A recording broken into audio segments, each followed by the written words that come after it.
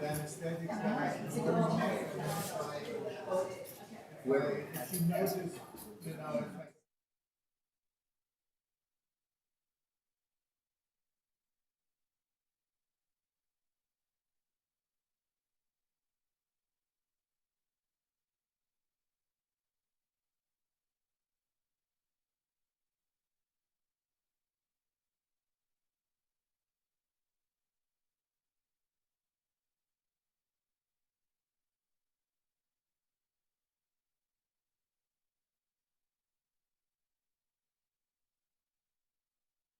Afternoon, everyone, and welcome to the June 13th, 2023 County Board meeting. This is Board Chair Christian Dorsey. I'll be presiding today along with my colleagues, Vice Chair Garvey, and members Crystal DeFerranti and Karen Tonis. We will begin our recess meeting with some recognitions and reports from both board members and the manager. And to kick us off, Mr. Schwartz, I believe you have an Employee Cares Spotlight. I do. Thank you, Mr. Chair, members of the board. As you may know, DHS's Aging and Disability Resource Center, ADRC, rolls right off the tongue, is the front door to a wide range of services for older adults, persons with disabilities, and their caretakers. Among the things they do is they prevent evictions, they refer older adults experiencing homelessness to a shelter, and they promote independence to help people age in place. Other services include addressing food insecurity, risk screenings to help make referrals on food to our Meals on Wheels program. They provide short-term case management services. They complete referrals to our community living program for in-home services, and they connect clients to the Older Americans Act. So Anthony Glaze, Anthony, raise your hand. There you are. Is a vital member of that team. So let me tell you a little bit about him. He recently helped an older adult who lost her husband and was experiencing severe grief that greatly compromised her decision-making abilities that eventually resulted in her facing eviction due to significant rental arrears. So after repeated attempts to engage her by other staff and community partners, we called in the closer, Mr. Glaze, who was assigned and used his compassion and incredible problem-solving skills to completely turn her situation around. He helped organize the retrieval of her husband's death certificate so that she could pay for the funeral and address her financial situation. He helped to advocate and negotiate with her landlord, pay off the arrears and stop the eviction. And he assisted her in relocating to a new residence that accepts housing grants while remaining in the same neighborhood so that she did not lose her support network. His dedication, resolve, and compassion helped to turn a crisis into an opportunity. He helped this older adult navigate the various systems while also adapting to the loss of her spouse. And without Anthony's advocacy and support, she would not have had the successful outcome that was achieved. And this, by the way, is not just a one-off situation. He's been doing this since 2005 with the Department of Human Services, and he's always ready to go that extra yard, that extra mile, that extra kilometer, whatever is required. So, Anthony or Tony Glaze, why don't you come on up so we can recognize you.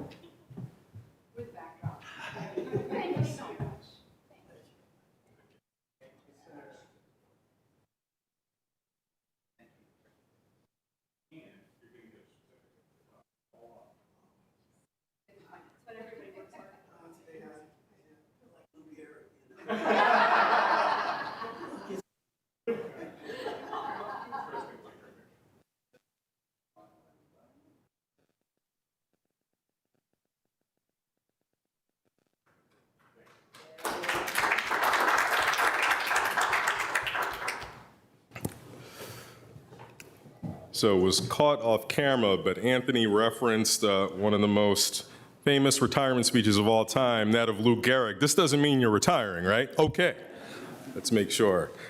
Well, typically, thank you for that, Mr. Schwartz. We often, as part of these spotlights, get a chance to hear of heroic acts, and sometimes we think about saving lives as the purview of our first responders, but I have no doubt with that story that was just told that you helped save a life, and not only save it, but hopefully restore some dignity during a time of immense loss and grief. So thank you very much. Mr. Schwartz, do you have anything else under the spotlight? Thank you. Well, I'll have a few items for my chair's report this afternoon, colleagues. First, it's just a report on yesterday. Ms. Crystal and I attended the ribbon cutting for the new outpatient pavilion at Virginia Hospital Center. You'll recall that this percolated in our community in 2018 with an entitlement by this board of their project, which was on the grounds of an executed land swap, land with Arlington County. And the pavilion has been recently completed and opened its doors yesterday. This is a significant expansion of the hospital's footprint, 250,000 square feet and $250 million in investment, $250 million, in investment.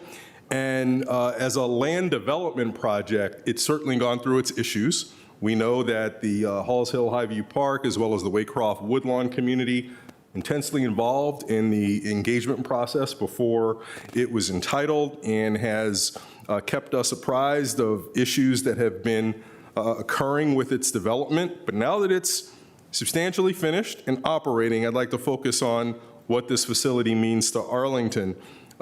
So for one, we have an advanced level of care and purposely built space on the hospital. And so as we think about the advancements in medical technology and service delivery, that they can deliver that in new purpose-built space is excellent. And by being able to look at the evolution of healthcare as one where many services can be delivered on an outpatient basis, this is going to be a state-of-the-art facility locating those services under one roof. This is going to result in incredible efficiency for patients seeking care, for sure, but also hospital staff as well. It's going to result in reduced trips by patients who are going from doctor to labs to pharmacy and elsewhere, reducing not only their aggravation, their frustration, but also the time that they spent that is better spent on their wellness. And as the hospital believes, it will reduce errors in delivering care by having everything under one roof. So tremendous new assets in healthcare services and delivery in Arlington County.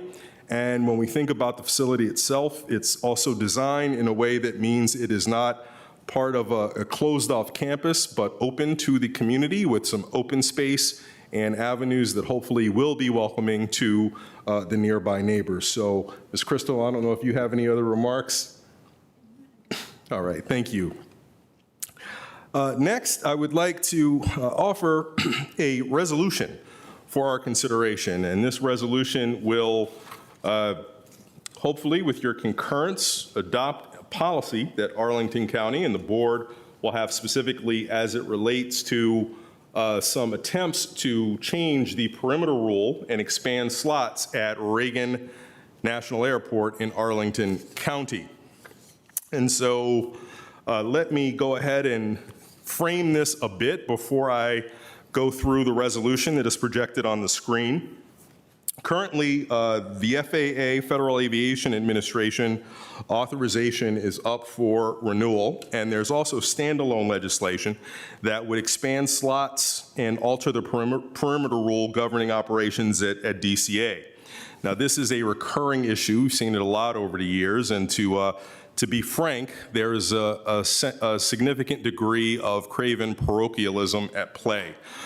Congress has exercised this authority to expand nonstop access to DCA from members of Congress home airports several times in the past, and the current standalone legislation is being sponsored on a bipartisan basis by two representatives from the wonderful state of Georgia that also happens to be home to the hub of one of major airlines, Delta, which is fiercely advocating for changes to the perimeter rule because they would benefit substantially.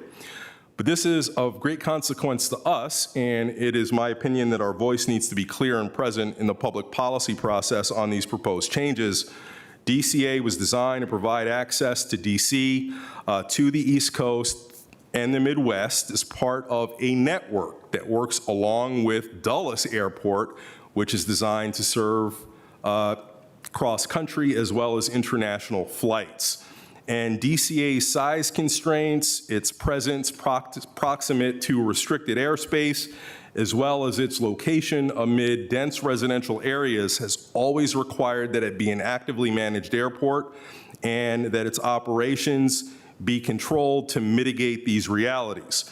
As such, we do have limitations on the number of slots, takeoffs and landings that can occur per day, the hours of operations, and the 1,250-mile perimeter rule. Efforts to abolish or loosen the perimeter rule and or add slots at DCA will not serve our public interests. Notably, DCA is already over capacity.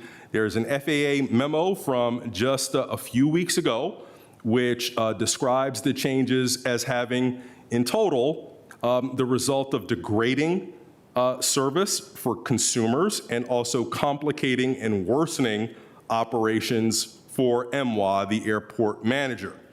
It would also undermine Dulles, which has capacity to grow and expand and accommodate more of the kinds of flights that people are seeking to shift to DCA.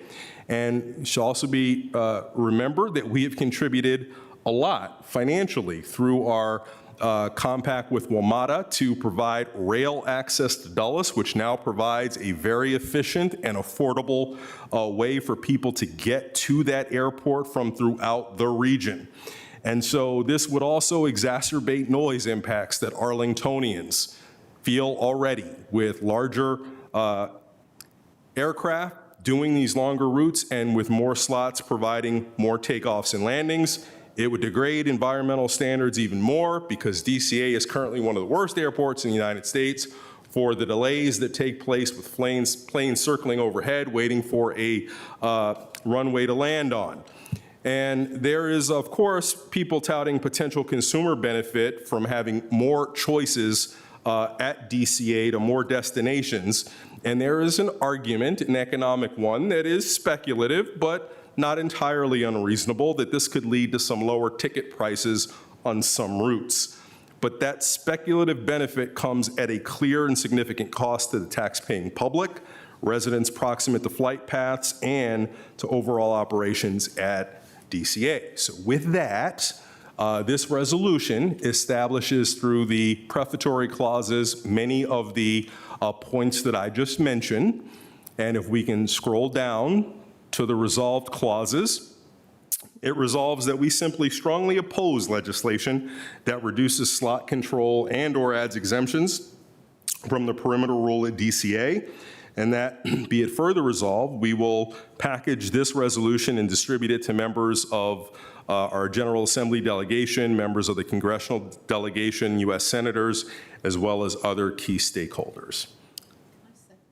That is seconded by Vice Chair Garvey. Any further discussion? All those in favor, please say aye. Aye. Any opposed? The ayes have it, 5-0. That is now policy of Arlington County. Next, I would like to similarly offer you a policy proposal and accompanying slide deck, if Ms. Jacobs can pull that up. As you all know, we supported the engagement of our Department of Human Services along with the Arlington Community Foundation in a guaranteed income pilot. And that is nearing its conclusion. And that, to refresh everyone's memory, would provide $500 in cash assistance on a monthly basis to 250 Arlingtonians who were randomly selected from among the most vulnerable in our community. We look forward to final data when that pilot concludes, but in the interim, there are things that we certainly know to be true. And so if we can move to the next slide. To refresh you on what guaranteed income is, this is, in all cases, even though program design can look very, very different depending on who is implementing the program, all have these key characteristics. They are paid directly to individuals in regular and reoccurring increments, and those could be monthly, those could be annual, or whatever else is appropriate for the circumstances. It's paid in cash or cash equivalents, and uses are not restricted. It can be used by the recipient for any need that they have. And this is distinguished from what became popular during the presidential campaign of Andrew Yang. This is not a universal basic income program that is given to everyone. You can target guaranteed income programs and target the resources to people who are most in need. Next slide. So effectively speaking, during the pandemic and economic uncertainty that accompanied it, there were changes to the way the federal government dealt with the earned income and child tax credits, which effectively delivered guaranteed income to many Americans. And so the child tax credit itself was certainly successful in reducing child poverty to record lows. The earned income tax credit is, the nation's longest standing federal program to keep significant numbers of Americans out of poverty. And during the pandemic, when enhancements were made to both of these, they proved extremely effective in meeting the needs of the most vulnerable in navigating the risks and issues that arose during COVID. And both of these tax credits are fully refundable, which it simply means these are not tax deductions that reduce your taxable income. They are full tax credits, which even if you owe no tax at all, can still be provided to you in the form of payment from the IRS. And so these were designed and altered and structured to deliver cash to people as we went along during the pandemic, and are vehicles that certainly could be adapted if the federal government were to continue these kinds of policies into the future. Next slide. So Arlington's guarantee itself, 200, not 250 households. And you can see that it included a cross-section of individuals with varying degrees of vulnerability in our community. And in terms of the income earned by these households, it would be considered in the very low category. All told, each recipient group would receive $9,000 distributed over the course of 18 increments of $500 each. In addition, they receive support with economic mobility coaches. And very importantly, this pilot program, because it was a privately funded effort, did not risk the income, the eligibility for other safety net programs that would come from enhancements to their income. Next slide.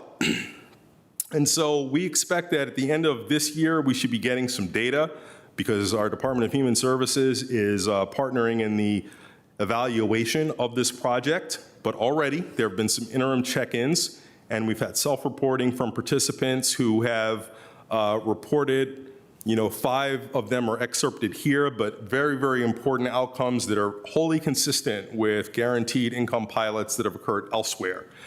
Increased feelings of hope and security, having the necessary resources primarily for the care of their children, giving them the opportunity to pursue opportunities that could result in their advancement in workforce training and education, and also greater flexibility in just being able to make ends meet.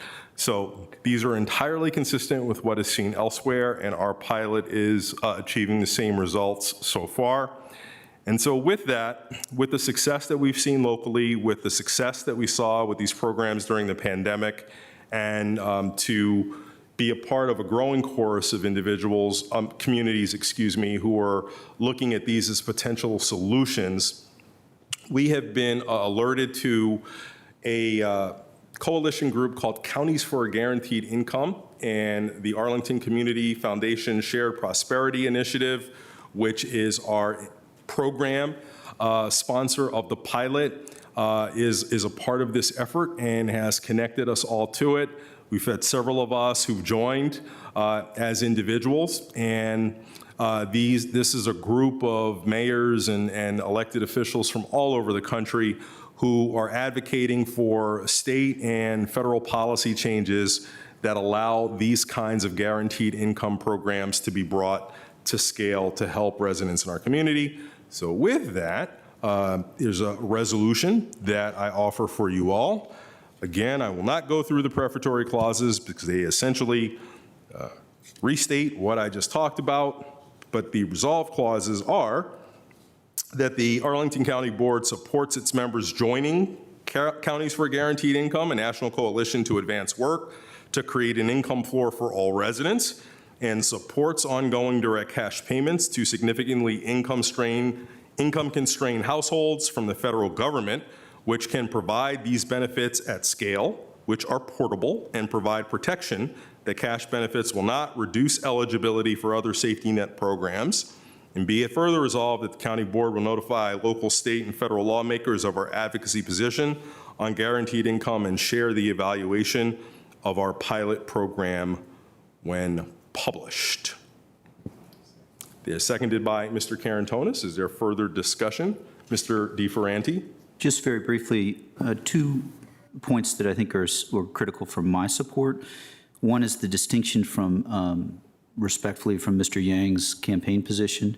We need to be targeting this sort of support to those most in need. And second, if you're hoping that economic mobility is really possible in Arlington, this seems like a solid policy, and particularly the Arlington Community Foundation's effort to show what's possible with 500 on a monthly basis that's flexible. I think this is part of that economic mobility. So thanks very much. Thank you. Mr. Karantonis. Just two notes from my side. I think this is a very important policy positioning for Arlington County. Until now, we've been very, very good, I think, to deliver services when they're needed. So, you know, if kids were hungry, we managed, and we still managed to provide them with food. What we haven't done is to find ways so that they are not hungry, they don't suffer hunger in the first place. So, and this is a significant step forward. This is the philosophy that says we want to stabilize, we want to exit poverty, we want to beat poverty at its very, very core. And at the end, this is also fiscally very sound because it makes any help that we provide, it stretches and makes it way more efficient. So I'm very excited to support that and to see how it evolves further. I mean, this is just the beginning. Thank you. Thank you. Ms. Crystal. Just one comment to add to the conversation. I think this is an interesting innovation in how we think about our safety net, and certainly worth pursuing to see what we can learn, exactly as you've indicated, the data that's forthcoming. I'll just note perhaps somewhat glibly, that another way of saying guaranteed income, at least month to month, would be a salary. And so this is yet another reminder of how, as government, it's really important for us to not let any members of our community fall behind. But ultimately, the fact that there is a gap, a large gap, between the cost of living in our region and what people earn from their labor on the market is not just one that can be filled with government, by government. It really underscores the need for a more equitable economy. Certainly my theory of the case, that no one of my colleagues have shared, is supporting workers in advocating for themselves and their own power and authority by the right to organize, and other efforts as well. So again, I think it is always worth doing to pursue how we can be most effectively managing our safety net, because there is going to be a need for it. But we should also take the opportunity to reflect on the fact that there is a need for it and what that says about our overall economy. Indeed. Ms. Garvey. Yeah, I think you don't want to be the only one not speaking. But I am really pleased with this. I think we talk about systemic racism. I think we have systemic poverty. Mm-hmm. And this is going to start to get at it. I'm pleased that we're trying it. I think there are a lot of institutions and people that actually kind of benefit from the current system. They may not really even quite realize it. But if we're going to make some real changes, I think this is probably the direction we need to go. And I'm really pleased that we can be part of it. Thank you. Thank you. And, at the risk of adding to what seems to be concurrence on this, I'll just note, and Mr. DeFerranti, apologies, I'm going to recycle some of the things that I said at an event that we attended together a couple of weeks ago. But, we're a community that even at the increased levels of the wage floor that is standard in Virginia, someone earning fully that wage is still very low income in a community like Arlington. And with that being an acceptable way for someone to devote their full time and attention to labor, there has to be a way to ensure that that person can live with dignity and have some hope at opportunity. And since we don't have robust enough safety net to fully do that on the local level, part of what makes the guaranteed income premise, which again can be designed in a variety of different helpful ways, what makes that incredibly appealing is that it's brought to scale. Importantly, this doesn't commit Arlington County to providing a guaranteed income for all, though I would love to. We can't.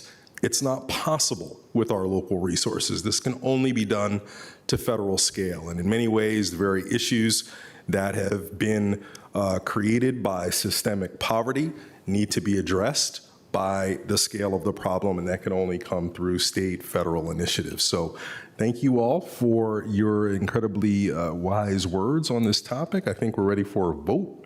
All those in favor, please say aye. Aye. Any opposed? The ayes have it. And next, I think this will be my last piece for a while. I'd like to offer a motion to adopt the following appointments to our advisory groups and commissions. Once I find that, I will do that. You have it? Thank you, Ms. Garvey. Appreciate it. So I'd like to move that we appoint to the Citizens Advisory Commission on Housing, Katie Wenger, for a term ending June 30th, 2027. And just for the sake of argument, I'm going to revise that. I'm going to move that we appoint to the Housing Commission, Katie Wenger, for a term ending June 30th, 2027. To the Fiscal Affairs Advisory Commission, that we designate Jillian Burgess as chair for a term ending June 30th, 2024. That we appoint Robert Benson to the Forestry and Natural Resources Commission for a term ending June 30, 2026. That we appoint F. Gray Handley to the Historical Affairs and Landmark Review Board for a term ending June 30, 2027. That we appoint Marguerite Gooden to the Northern Virginia Juvenile Detention Commission for a term ending June 30, 2027. That we appoint for a term ending December 31st, 2023, Matt DeFerranti to the Northern Virginia Transportation Authority.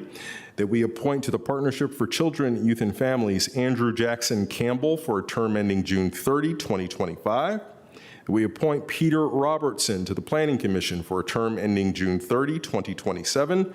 To the Sports Commission, that we appoint both Deb Ryan and Brian Eckel for terms ending June 30, 2025. And to the Technology Advisory Commission, that we appoint Prescott Burden for a term ending June 30, 2026.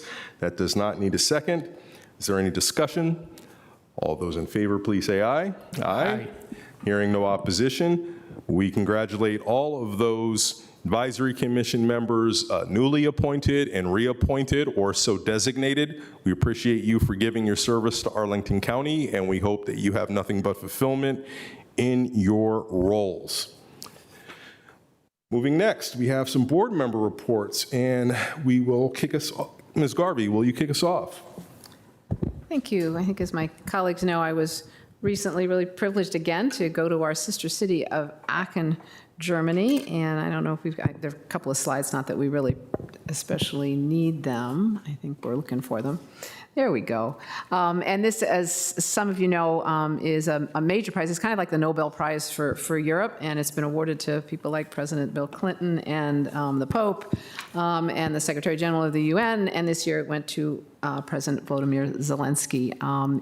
In the past, I've attended, and it's always quite an experience. In the past, I've attended and been kind of a little shocked at the lack of what seemed to me security, because I'm literally with kings and queens and prime ministers and presidents and me It's always an amazing experience, but there didn't ever seem to me to be much security. This time was real different.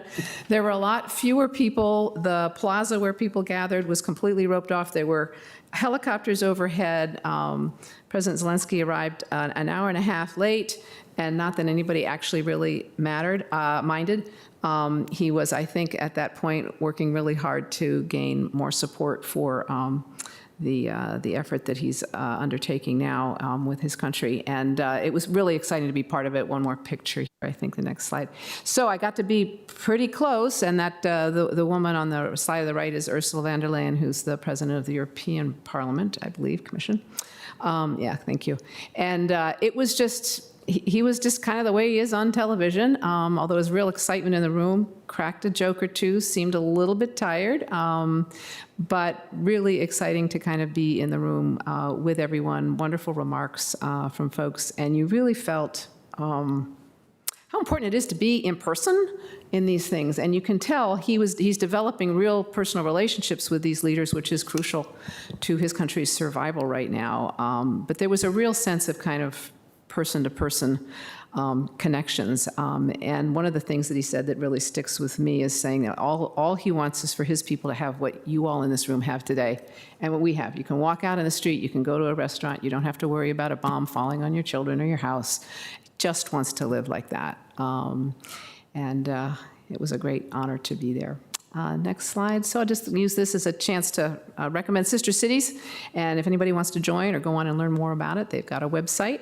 It's been a little bit under hiatus with COVID. It's kind of knocked travel and things like that out, but it's coming back together. And I will mention I had a nice discussion with a young man who's a firefighter in Aachen, and there is a real connection between their firefighters and ours, and they've had exchanges. And he said to me how much it meant to them and how helpful it was actually they were on Zoom calls with our fire department and our fire chief, and that they picked up pointers and gave us some pointers, and that was a real connection where they were able to help and support each other, and that was pretty cool to hear.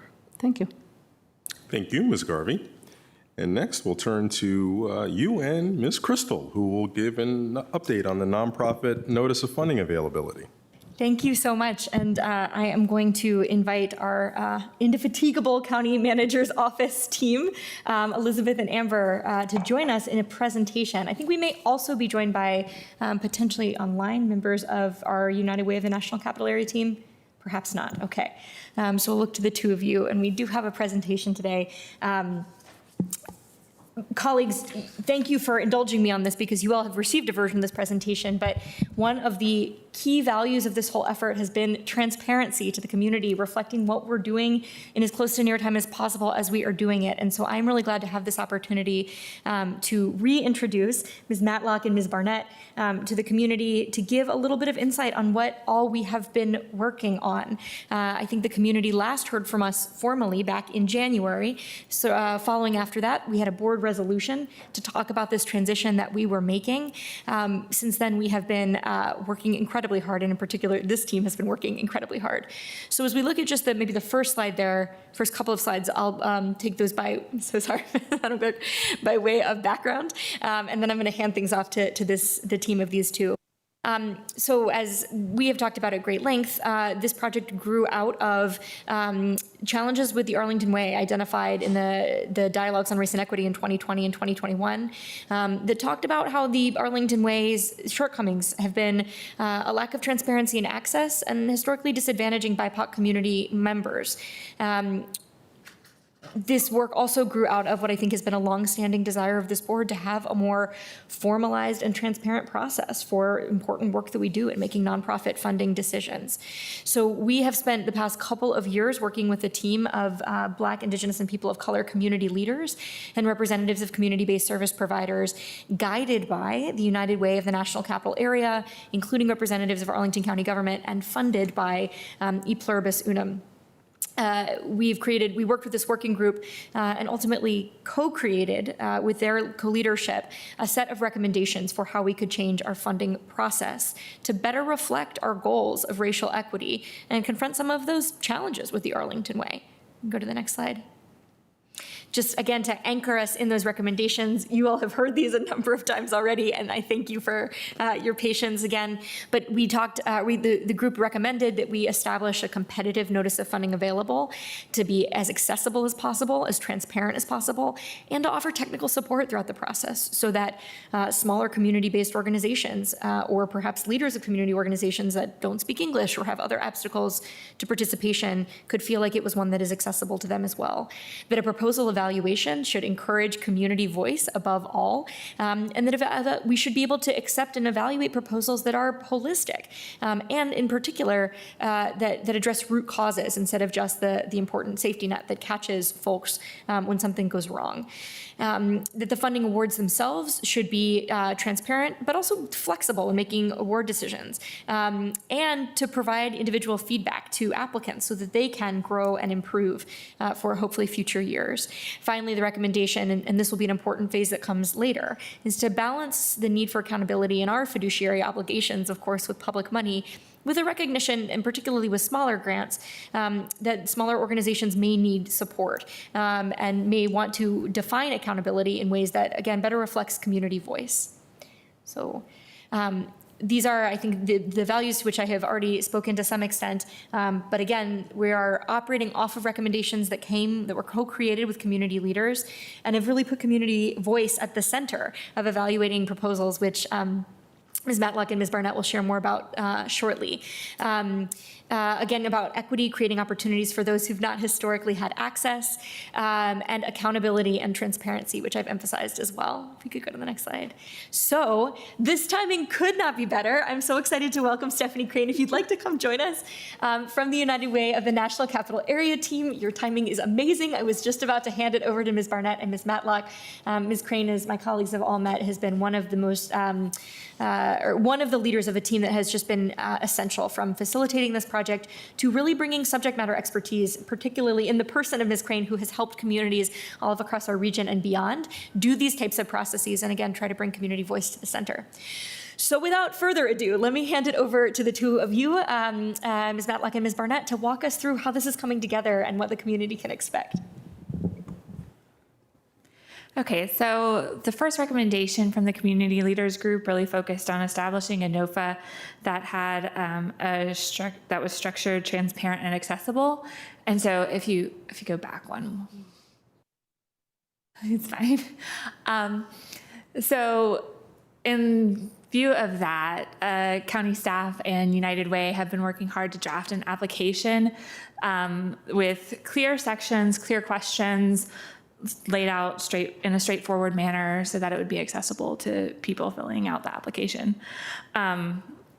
So on the left, you'll see that sections that are included in the application, including what population the applicant intends to serve, what a description of their program would be that they're proposing, how they intend to evaluate the program, how their program advances racial equity, how they engage and commit to community outreach in forming their program and in planning for it.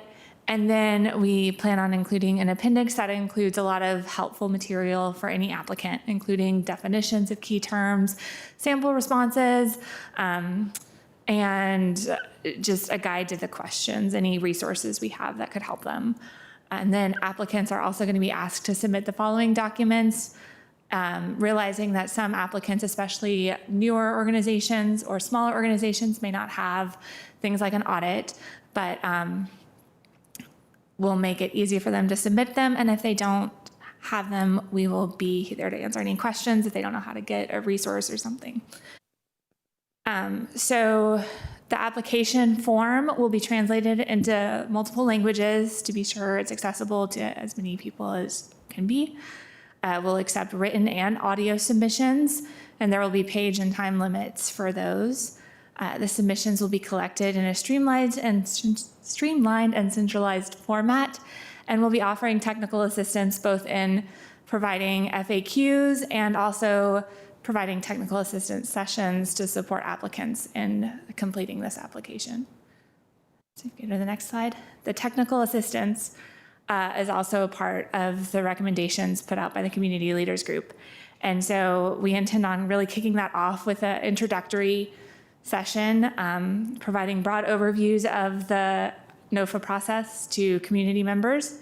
And then we'll offer up to 4 sessions during the application window to provide more detailed instruction on what we expect. We intend on collecting feedback from community members as far as what questions they have to kind of inform what will go into those technical assistance sessions.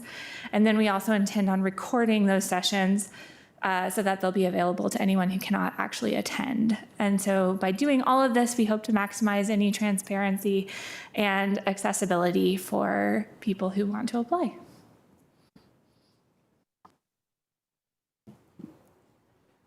So the next part, the next bucket kind of recommendations was around creating a holistic approach to the proposal evaluation. And so the first part of that is to create a detailed rubric, and that will be made available to applicants when the NOFA gets released. The second piece of that is making sure that we have a diverse panel of reviewers, and that includes subject matter experts and community members with lived experience. And when we are recruiting those reviewers, we really want to make sure that that process is low barrier and intentional. And so we're really looking at the language that we use and how we craft that call for reviewers. Those reviewers will also go through a reviewer training, and that training is to really increase their skill level and confidence in completing an unbiased evaluation on those applications. And once those proposals have been reviewed, we really want those funding recommendations to be informed by the group consensus and all aspects, going back to our recommendations, making sure that all aspects of that process are documented for transparency. So what you see here is an example of a detailed rubric. It's a sample, and this, like I said, will be available when the NOFA is released.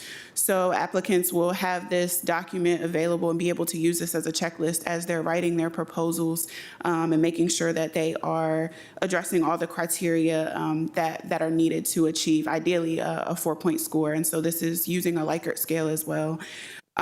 We really want to be clear in articulating the level of detail that we're looking for in those proposals to achieve that high score. And I also want to note that those sections will be weighted differently. So going back to, the training piece, this is really where our values meet the process. So looking at the left side of that, the Venn diagram here, we focus on our values, racial equity being one of those. This is a priority for the county, and so we really want to make sure that's embedded in this process as well.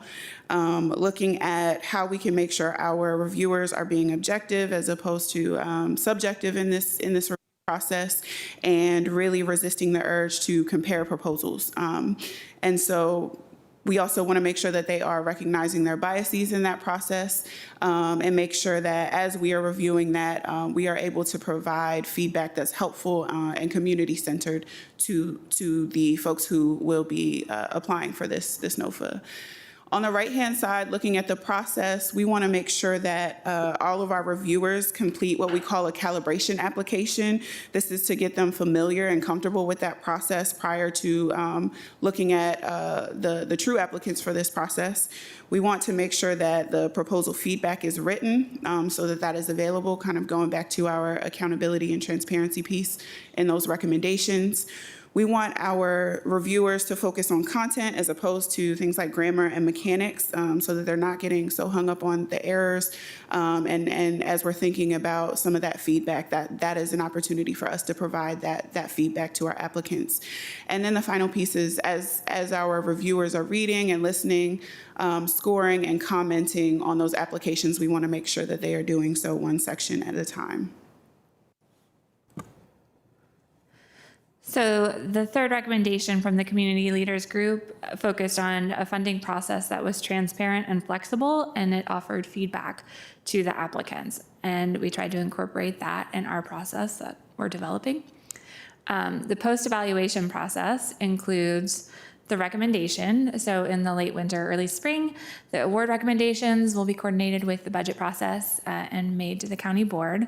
The board members will have scores for all applicants, and they will have the discretion to fund high-scoring projects beyond what the panels recommend if there is funding available. Then the county board will approve the funding decisions, and those decisions are not subject to review, appeal, or protest. The awards will be posted online so that they're open to the public. Once awards are approved, all applicants may view their cumulative score and anonymized reviewer comments for feedback. So they'll have access to any kind of feedback, written documentation feedback that we have produced. And then all applicants can also meet with county staff to receive any additional feedback or coaching should they choose to apply for any future NOFAs for the county, or if they just want guidance on applying for grants in general. And so looking at the fourth kind of bucket of recommendations is around accountability, both for the service providers and for the county. And so we've kind of broken this up into 3 areas, the first being reporting, in that awardees will be asked to provide written progress reports, and the county may conduct site visits to awardees. When we're talking about support, providing the county being able to provide technical assistance throughout that process, and following up with any awardees who may be facing challenges with that process. And then the last piece is that process review, and making sure that we are engaging the community for feedback on the process and our efficiency in that process, and using that feedback to inform any adjustments or improvement that we make in subsequent years to the process. So we already have numerous points in the future where we can plan on continuing to engage with the community on this process and how it is going. We have this board presentation today to provide you all with an update. And we have a community meeting that we are planning for this summer to provide an overview and an update on the process to community members, many of whom might have attended the January community meeting. And then a larger engagement effort will go on in the fall. Once we release the NOFA, we will also be recruiting reviewers. So we plan on recruiting both internally and externally, recruiting from staff, especially staff who have experience in human services or reviewing grants, and also recruiting community members who might have lived experience and have the closeness to the community and be able to bring that community voice to the process. And so this gives an overall timeline of what the next several months will look like. We have approved the overall principles and funding of this process with a community information session, like I said, planned this summer. The NOFA will be released as planned in September. And while applicants are working on their applications, we will be conducting technical assistance sessions, and we will be recruiting reviewers so that by the time applications are submitted in December, we will have all of our reviewers recruited and trained. And then in winter, the early months of 2024, those reviewers will be looking over all of the applications. They'll make their award recommendation in late winter, and that will be approved by the board. And we will begin working on work plans and agreements with the grantees. We will be providing, like I said, feedback to all of the applicants in the spring, and funds can be distributed at the beginning of fiscal year 25. Thank you both so much for the work that underlies all of these updates that you've provided and for presenting today to us and by extension to the whole of the community. We do have an opportunity to invite questions.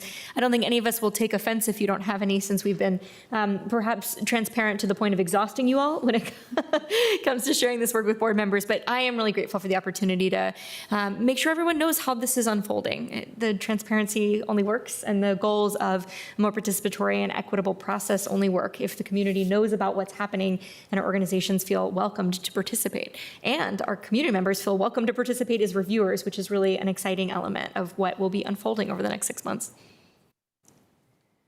Well, thank you very much, Ms. Crystal. Ms. Garvey. Yeah, I just want to, thank you, included me on the presentation here, but the work obviously clearly has been done by Ms. Crystal, who invited me to kind of try to, she's passing me the baton, I guess is what we would say, but the heavy lifting has really all been done.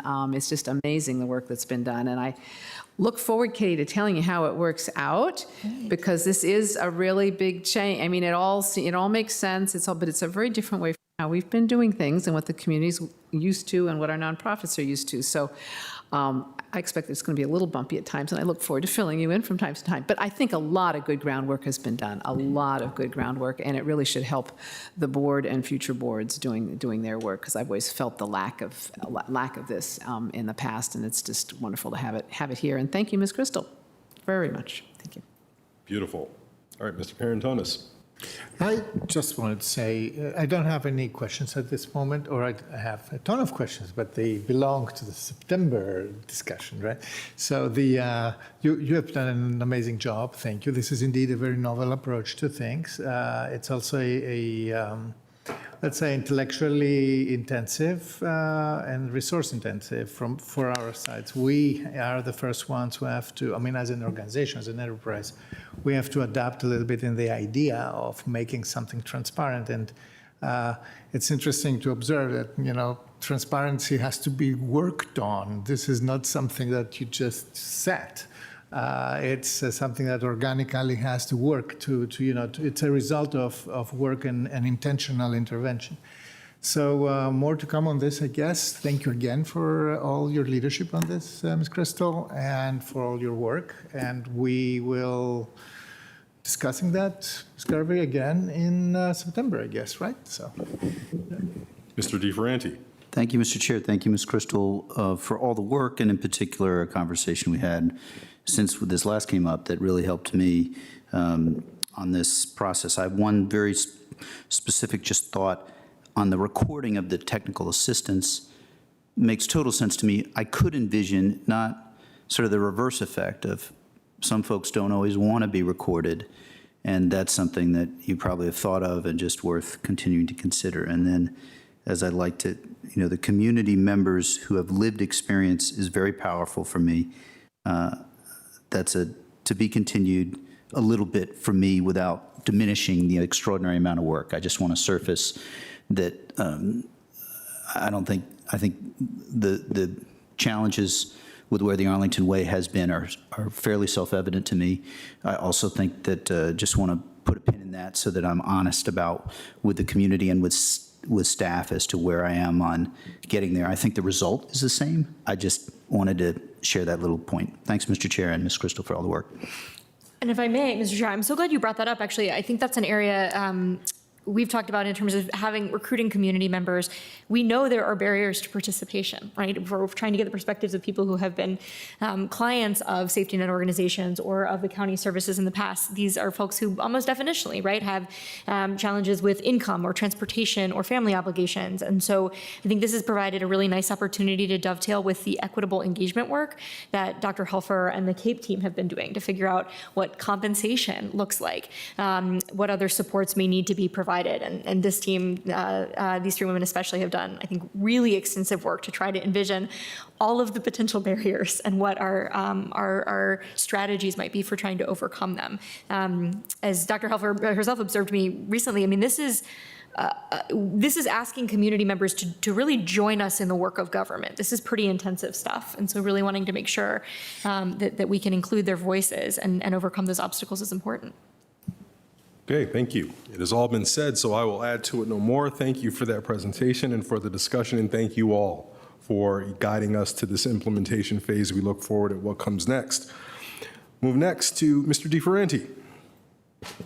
Thank you, Mr. Chair.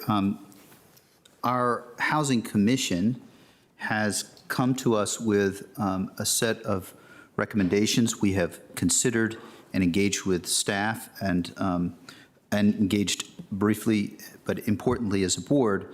And so we have a couple of changes to basically update our charge and charter for the Housing Commission. So on the next slide, many of these changes are wording changes, but I think that they're important. The Housing Commission sounds a lot better to me than the Citizens Advisory Commission on Housing. No disrespect to the past name, it just is more succinct. We have adopted, in the second bullet, we talk about equity. We should, I think, our affirmatively furthering fair housing is a piece of work that we have incorporated in the charge, and we made some other small changes. The next slide includes some changes that I think is important to note. Many of our commissions have had very specific denumerations of from where membership should come from. And in this case, and perhaps in some others,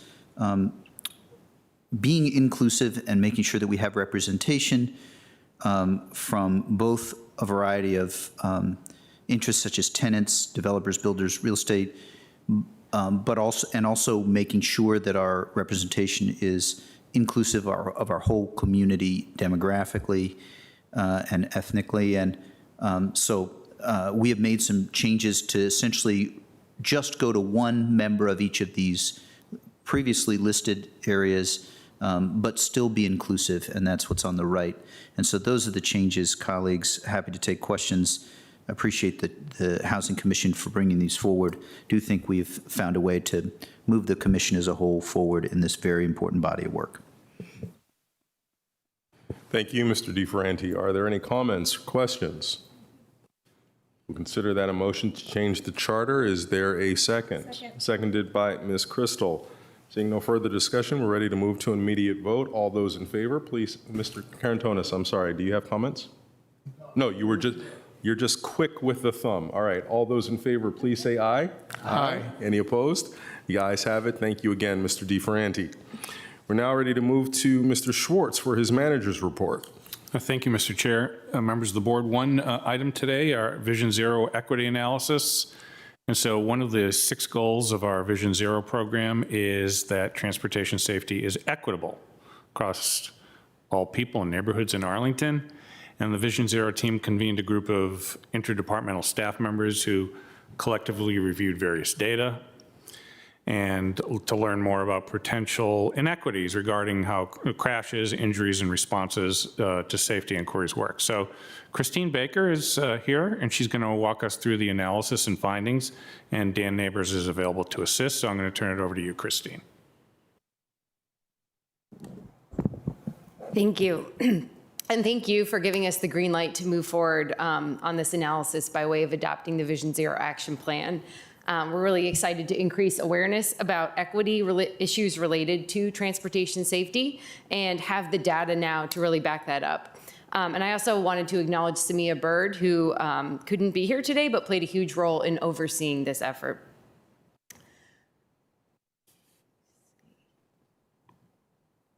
So equity is a key goal of the Vision Zero program. And while we were developing the action plan, we started by looking at how equity data related to crash data in the high injury network. And we did see a rough relationship. We didn't have enough time to really dig into that because we were developing the entire action plan. So the action plan itself included an item to do that deep dive into identifying and addressing imbalances in who is involved in crashes or where crashes are occurring or where they're at risk of occurring in Arlington.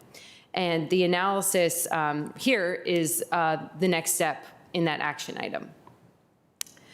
So this work started with this internal steering team.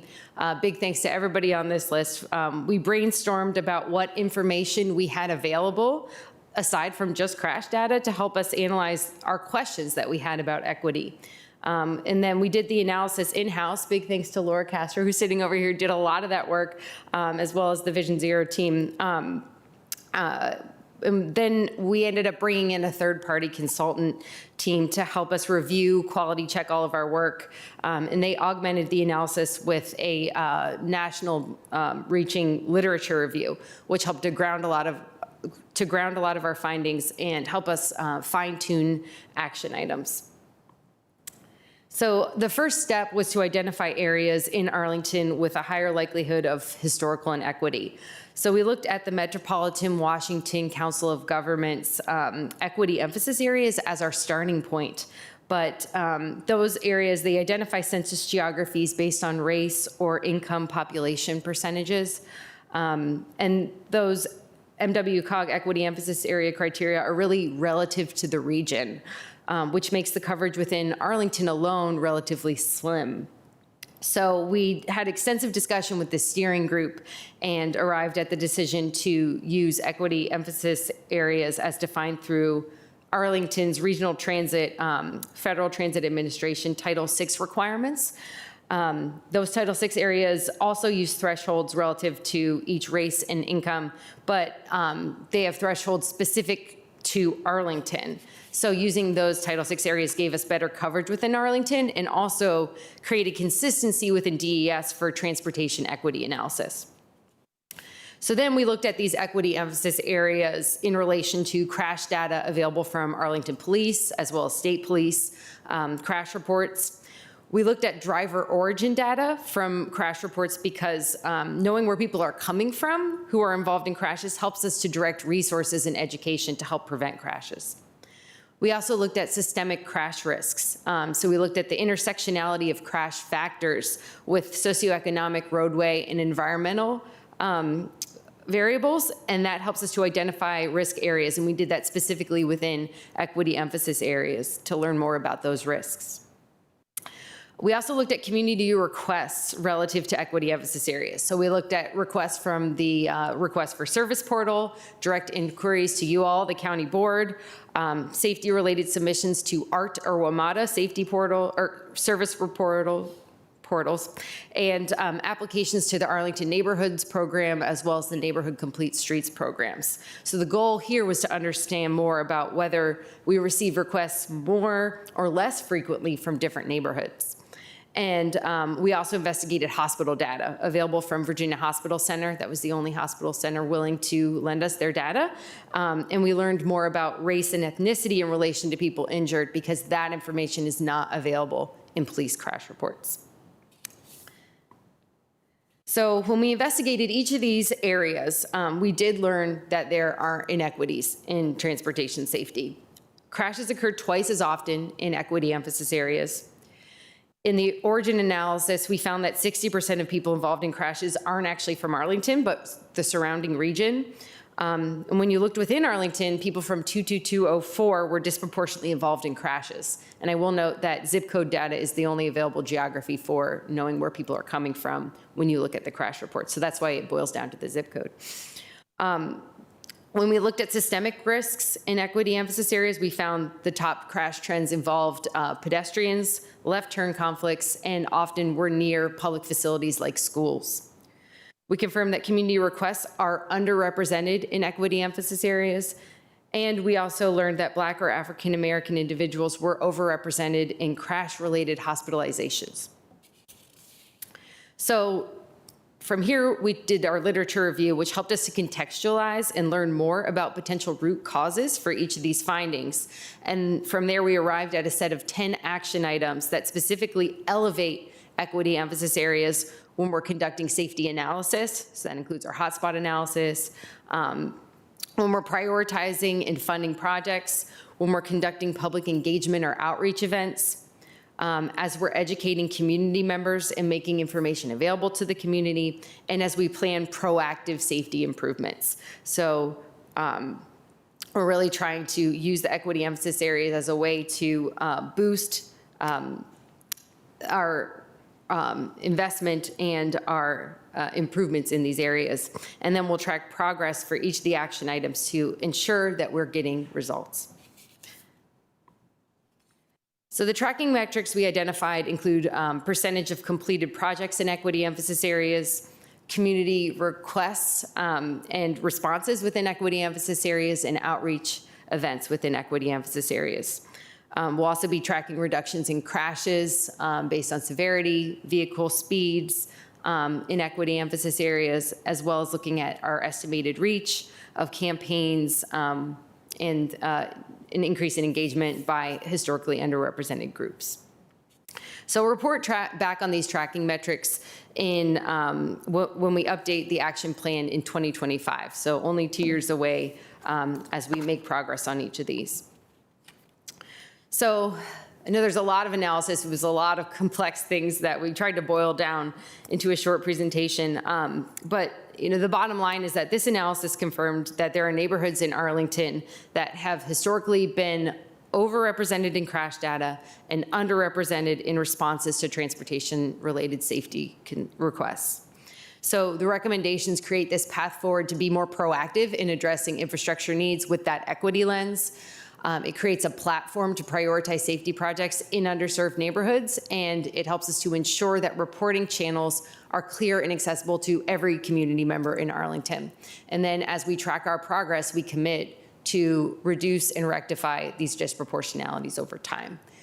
The Vision Zero program is going to continue to prioritize safety projects that reduce fatal and severe crashes first and foremost, but this analysis creates a path forward to integrate equity into that prioritization process and ensure there's no undue burden on any of Arlington's community members. So with that, I'll take any questions. Well, thank you, Ms. Baker. Let me just start off by saying, I mean, this is exactly the manifestation of sort of what I and I think we all hoped when we introduced equity as a framework to, really analyze government thinking some years ago.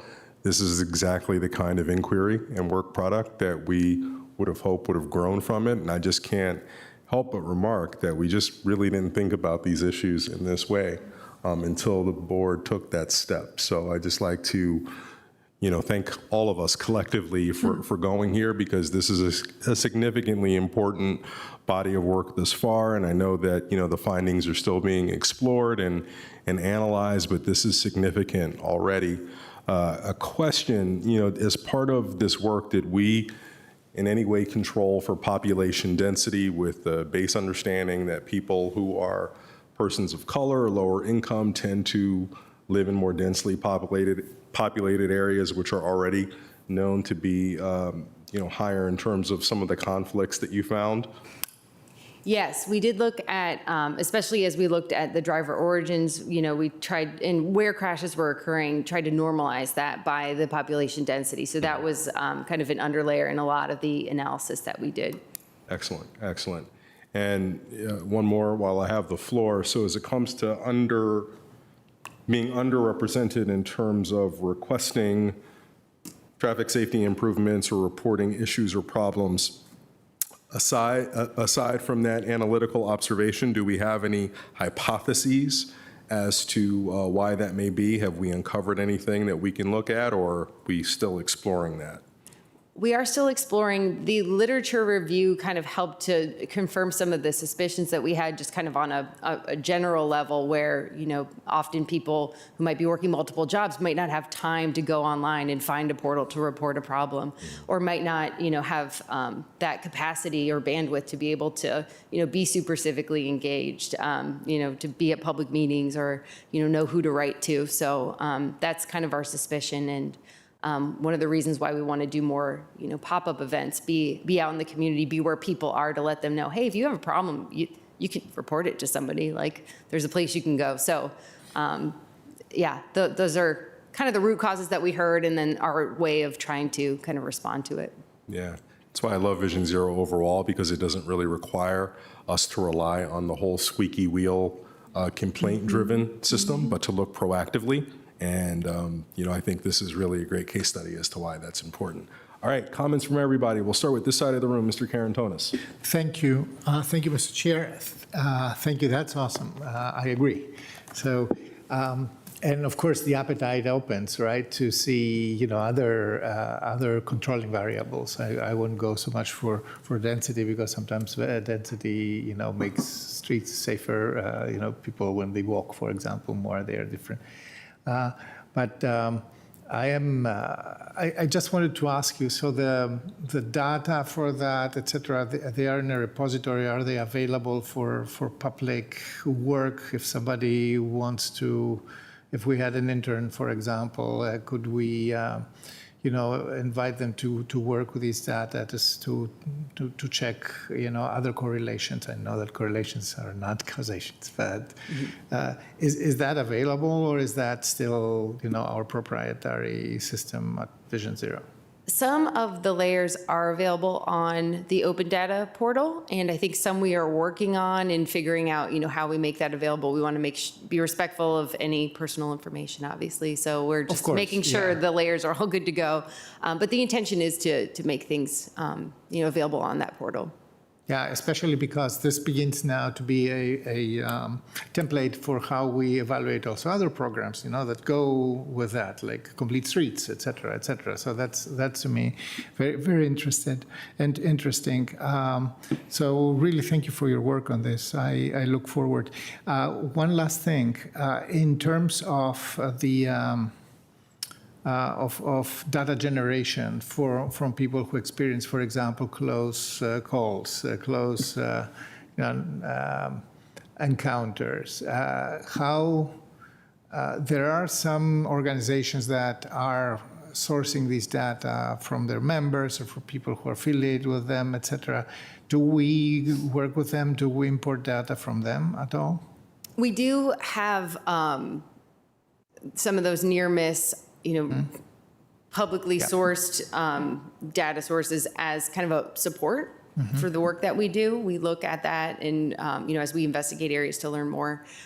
We do, when we have our hotspot analysis, include hard-breaking data, which is from a big data source. So it's less biased than something that is crowdsourced.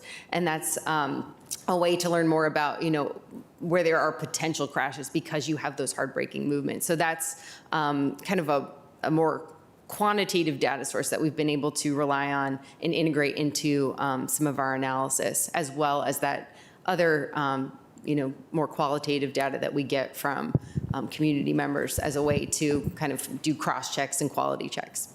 Okay, thank you. Vice Chair Garvey. Yeah, thank you. Well, Mr. Chair, I think we were thinking along very much the same lines, that under-reporting proportionally just jumped out at me, too, and I immediately started thinking squeaky wheels and grease. Same thing. Although I think the metaphor doesn't quite work, because I think sometimes the wheel that's not squeaking needs the grease, and that's kind of the point, right? So anyway, I'd like to really thank you for that. I think we really, this sort of systemic work, we're kind of getting there. I wonder sometimes if the reason we have under-reporting is that some groups of people are just, every time they've tried to, ask for something, they get ignored or not listened to, or they don't, and they just give up. And you have whole communities that's kind of the culture. That's just not worth it. So hopefully we can change that as well. So I really thank you for doing this. I think we're going to be, it's just, we're making some really good strides. So I very much appreciate it. And that was all I had to say. Nothing earth-shattering at all. Thank you. Thank you. No, important. Mr. DeFerranti. Thank you, Mr. Chair. I want to thank you, Ms. Baker, and then the team. Mr. Neighbors, your arm was in better shape when I saw you a week ago, and so I'm very sorry. But also, Ms. Wang, the three of you, I have started to get a window on how busy your life is, and how many, the spreadsheets you're working with, the hotspots, and just a big thank you. I particularly think it's helpful when we're able to, I've had this thing about counting the number of severe crashes and fatalities, and this PowerPoint reflects that, and it also was reflected in our conversation. And that helps me get grounded, because sometimes on this I'm into the details, but I don't want to be out of the appropriate policymaker lens, but I also want to be accountable to residents. So the honesty that you've shared and the move towards this piece really helps me a lot in this whole area. So just a big thank you on that. I will probably, it also reminds me I need to send an email to follow up on that meeting.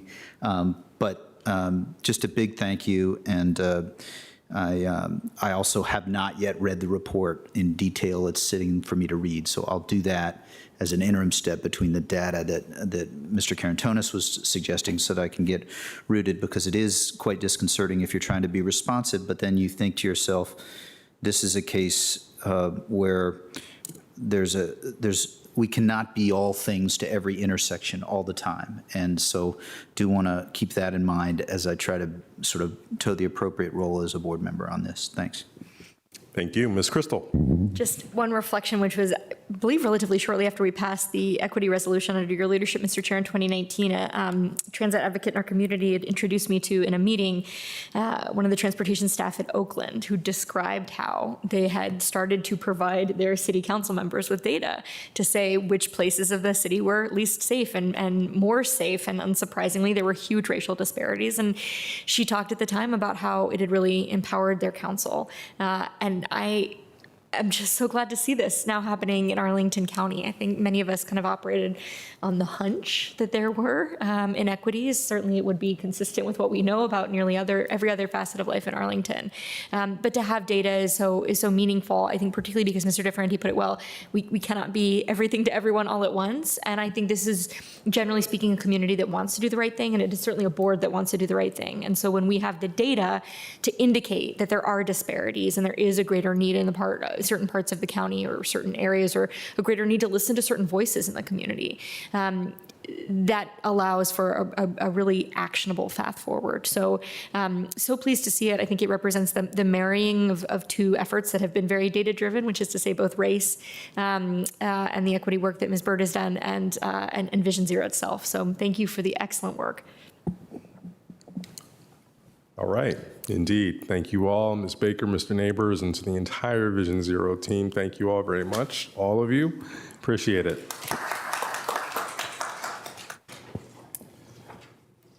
Mr. Schwartz, do you have any other items for your report this afternoon? That is it. Okay. So with that, colleagues, I move that the county board convene a closed meeting as authorized by Virginia Code Section 2.2, 3711A3 for two discussions regarding the acquisition and disposition of real property for a public purpose where discussion in an open meeting would adversely affect the bargaining position or negotiating strategy of the county board. Is there a second? Properly seconded by Ms. Garvey. All those in favor, please say aye. Aye. Aye. Any opposed? The ayes have it. Board's in closed session. We will return no earlier than 4:45, but in all likelihood, 5 o'clock.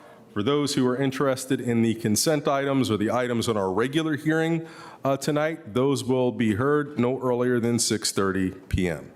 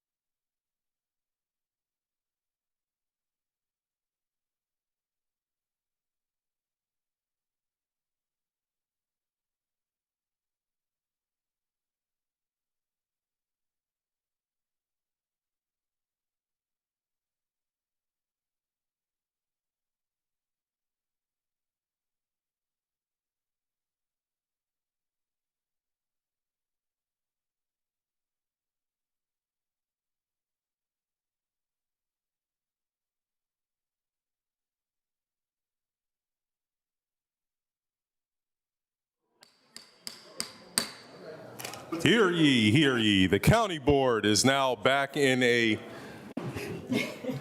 open session.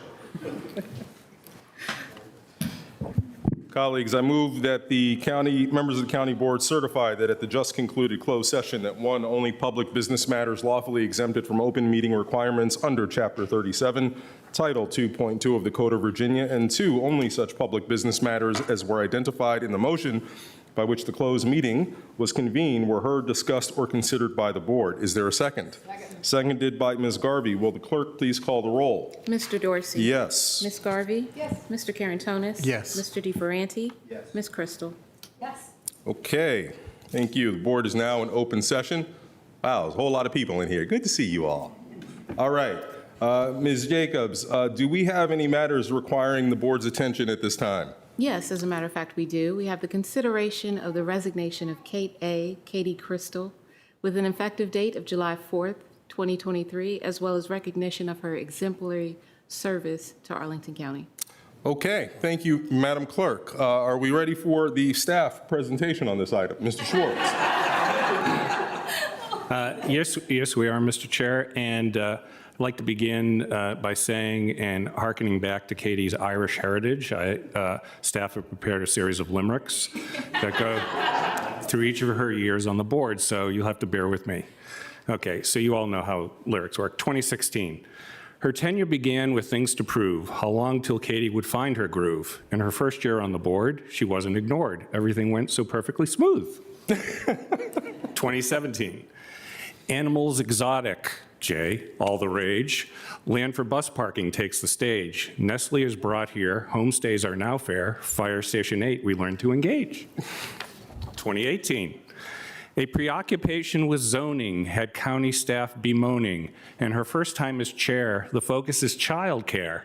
And now all Arlington is cloning. 2019. Amazon decision was looming. Would Arlington's future be zooming? She got labor safeguards. The yes vote was less hard. County Prime membership is booming. 2020. Everyone counts with a census near. You bring all your great efforts to bear. 99%. It's great how it went. Despite COVID, we still have some chair. 2021. In month 12, housing dreams were aloft with a super deal to save Barcroft. Mix in many vaccines. Isn't Teams a dream? Our commercial market gets too soft. 2022. Now is the time to chair, take two. With the COVID hangover, what's new? A plan, let's adopt it. How to fund nonprofits. With all my colleagues, will all my colleagues see it through? 2023.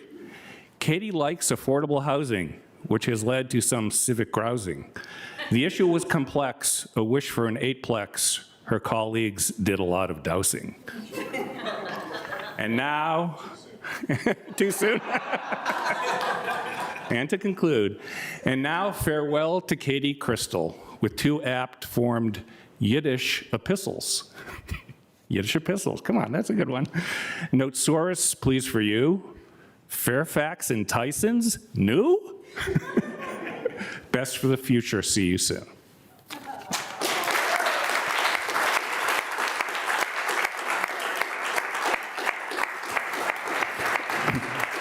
That concludes the staff presentation. Thank you very much, Mr. Schwartz. We appreciate it.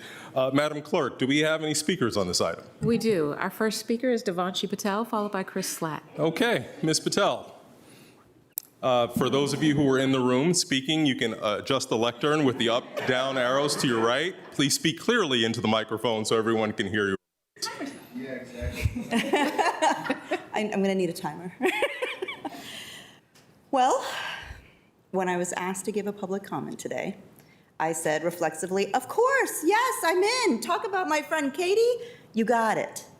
Then I figured out that the assignment was to try to distill everything you did, everything you've done in 8 years into 3 minutes. Impossible. So I called Amina and I said, yeah, I don't know how this is supposed to be done. We're going to need to rethink this. We're going to need to have a conversation. But she went ahead and assuage my fears, and here we are. I want to just say to you, I am really proud to be able to stand here before you and talk about what you've done here in Arlington and the difference you've made here on the board.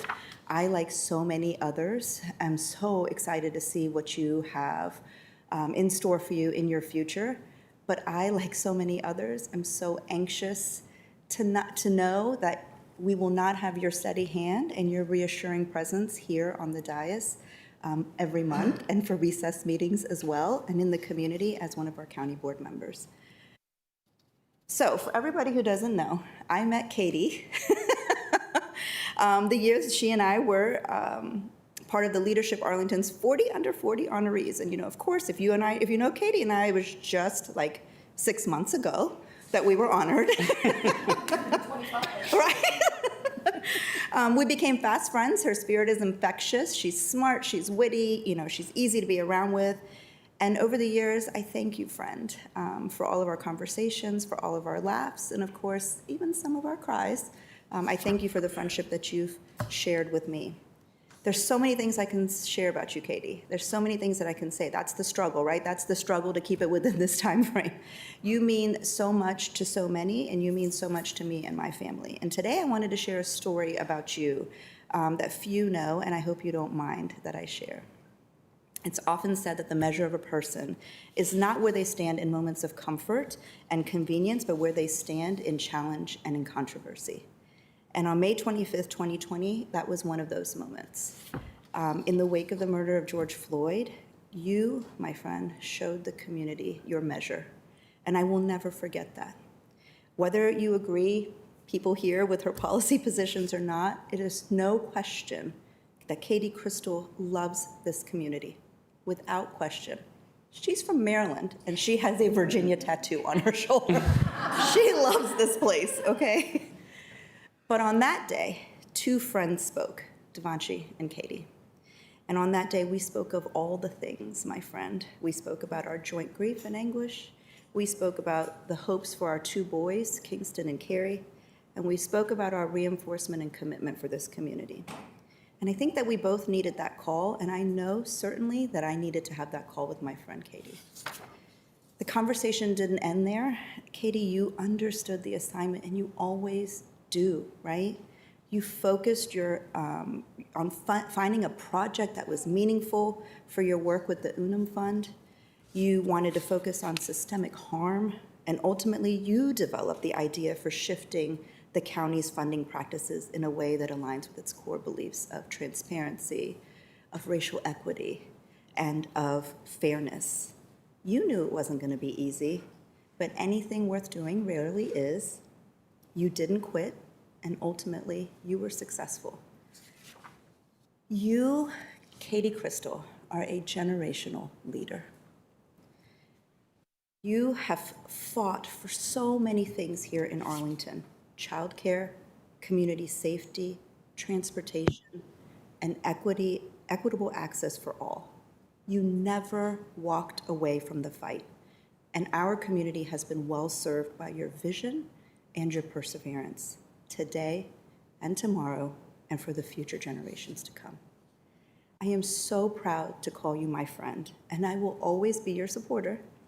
I cannot wait to see the transformation of Tyson's Corner under Katie Crystal's helm. And I remain humbled to have a front row seat to your continued fight to change the world, not only for Carrie and Kingston and Marin, but all young people coming up behind you. Thank you for your service, my friend. We all owe you a debt of gratitude. Thank you.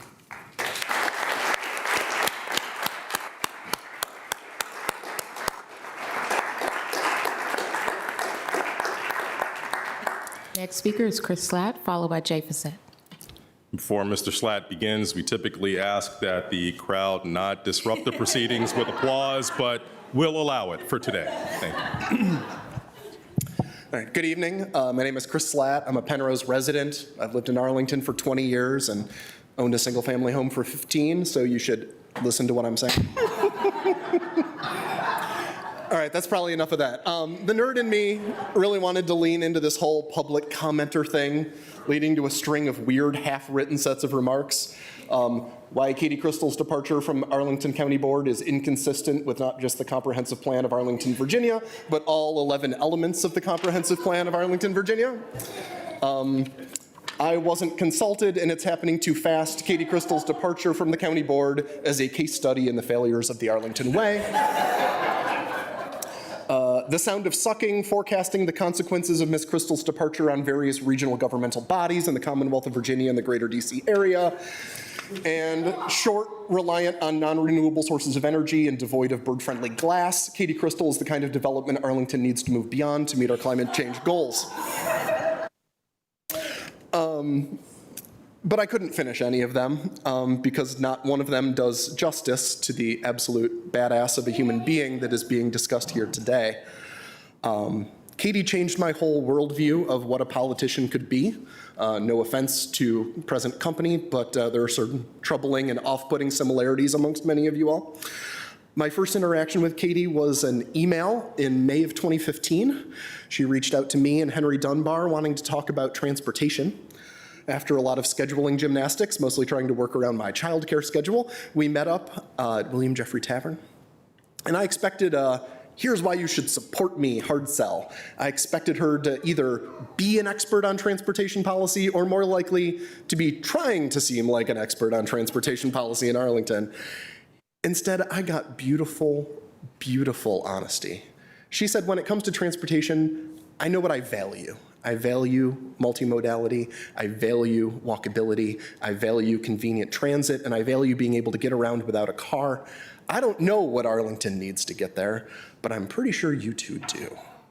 And we gave her some ideas, and she asked some wicked smart questions. And I knew from our first meeting that this was someone special, someone who cared, someone who was smart, but also knew what she knew and knew what she didn't know, someone who wasn't afraid to ask for help, someone who was hell-bent on doing the right thing. Less than a week later, I contributed to her campaign and went as all in as I could with a 3-year-old and a 5-year-old at home, trying to make sure she ended up on the county board, and wouldn't you know it, she did, and I have no regrets whatsoever. I won't go too into her accomplishments. Many of you know them better than I do. Whether fighting for an important trail study in the CIP, managing an important leadership transition at VRE, breaking down barriers to affordable childcare, or going head-to-head with the road lobby at NVTA, Katie has been getting things done around here. But as the business of the board has shifted in recent years from primarily site plans and sector plans and capital projects, you know, the fun stuff, to weightier matters, grayer matters, more personal matters, whether racial justice or police oversight, affordable housing management or food security, a mental health crisis, or piloting a locality through a pandemic, I have rested easier, felt more secure and cared for, breathed easier, knowing that that same mind that knew what she valued, that asked the smart questions, that cared deeply about doing the right thing, was on this dais in those meetings, trying to do the best damn thing that she could for Arlington. Katie, you are irreplaceable. Do not be a stranger.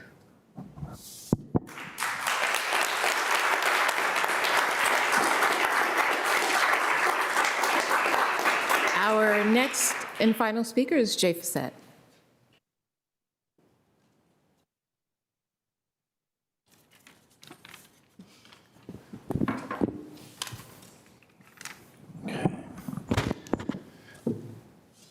Arlington has been fortunate to have you, Katie Crystal. I had the benefit of working directly with Katie for her first 2 years on the board, which validated that she is wise and thoughtful beyond her years. Katie is one of the 2 most articulate members ever to sit up on the dais of the county board. The other one is currently in the middle of the dais, her compadre, Christian Dorsey. I'll let all of you know that running together on a ticket, which they've done a couple times for re-election, leads to one of 2 things. You either are challenged and separate, or it binds you together in common cause, and for them it was the latter. And Katie pairs those sort of public speaking skills with her sharp mind to get to the point. She rarely waxes or meanders. She asks poignant questions and synthesizes complicated issues. With Katie coming to the board came a new and generally healthy millennial sensibility. Katie has an ease with Twitter and other social media, for example, that some of her past colleagues worked hard to avoid. Katie has a directness that was sometimes unexpected for a politician, yet refreshing to many. Katie has an inherent appreciation for the private sector and their contribution to the economic health of the broader community. Katie has an impatience found among millennials. While respecting process, she is action-oriented. While a bit more influenced by today's broader macroeconomics and political realities, Katie always recognized and respected that governing at the local level is not ultimately a political task. That even in Arlington, deep blue Arlington, it's a community effort informed and guided by progressive values. And Katie internalized an appreciation of Arlington's history, the past decisions, the past former leaders, community and political. She sought their counsel, yet trusted herself to make her own decisions. You embraced and advanced Arlington's landmark traditions, whether that was civil and human rights you've heard about, whether it was smart growth and transit-oriented development, which you've heard about, sustainability and climate action, and fiscal responsibility. All important traditions. Though not all would agree, Katie helped to evolve the fabled Arlington Way, bringing a wider range of voices to the policy discussions of the day. In just 7.5 years, Katie made her mark in many policy areas, especially you've heard about them, daycare, transportation, housing, and I also know for a fact that she represented Arlington well on the regional stage. She was capable, strong, informed, collaborative, and advanced the values this community represents.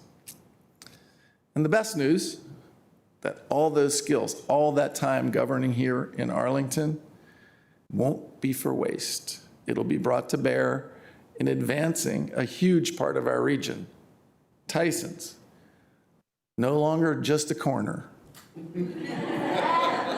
And just next door as well. So, Katie, it's been a pleasure. It will be a pleasure. Thank you. Arlington is a better place for your time in our community's leadership. Thanks.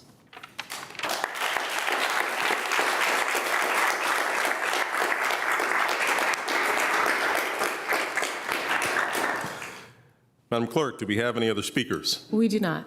With deep appreciation to Mr. Facette, Mr. Slatt, and Ms. Patel, the discussion is now with the County Board.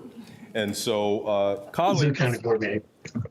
Just has already answered this. And just like a County Board meeting, we have somebody interrupting via Teams. Beautiful. All right, so the discussion is now with the County Board. Colleagues, you can certainly signify your desire to speak in the traditional manner. Mr. DeFerranti, I believe you were going to kick us off. Sure. Thank you, Mr. Chair. Over the past 2,720 days, Katie Crystal has served Arlington County on this board. Her service shows integrity, diligence, intellectual rigor, a focus on results, and care for Arlington's future. Today, we mark her transition and thank her with full hearts for her service. Ms. Crystal's integrity with respect to service on this board is encapsulated for me in how she greeted me to the board, stating that the peaceful transition of power is a highlight of our democracy at my swearing in. Her diligence for me was best summed up by you, Mr. Dorsey, as when you nominated her to be chair in 2017, and you stated effusively that Katie had earned the job of chair through her preparation and hard work in the preceding years. Your intellectual rigor is shown by how you keep a notebook that has a table of contents written in tiny print that refers to the pages later where every meeting occurs. It is a stark contrast to my note-taking style. There's a meeting on housing at Arlington Mill Community Center one evening where Katie and I were there, and we listened to a number of folks worried about the cost of housing. And I'll never forget how her questions were so focused on the individual circumstances, stories, and what might be done on a policy basis with the individuals in the room. Your care for Arlington's future is also clear. You are an outstanding chair of the Northern Virginia Transportation Commission, and you've stewarded that relationship and that work on, and you have been laser focused on handing everything off to us in a very careful way. I want to just recognize that perhaps for me, at this moment, the most memorable thing that Katie ever said in this room was when she said, and pricelessly, Steve's had to leave the room, I think, but she said, "My service is possible because of Steve." And so he's not here, but for the video, please give Steve a hand for what he has done to make Katie safe.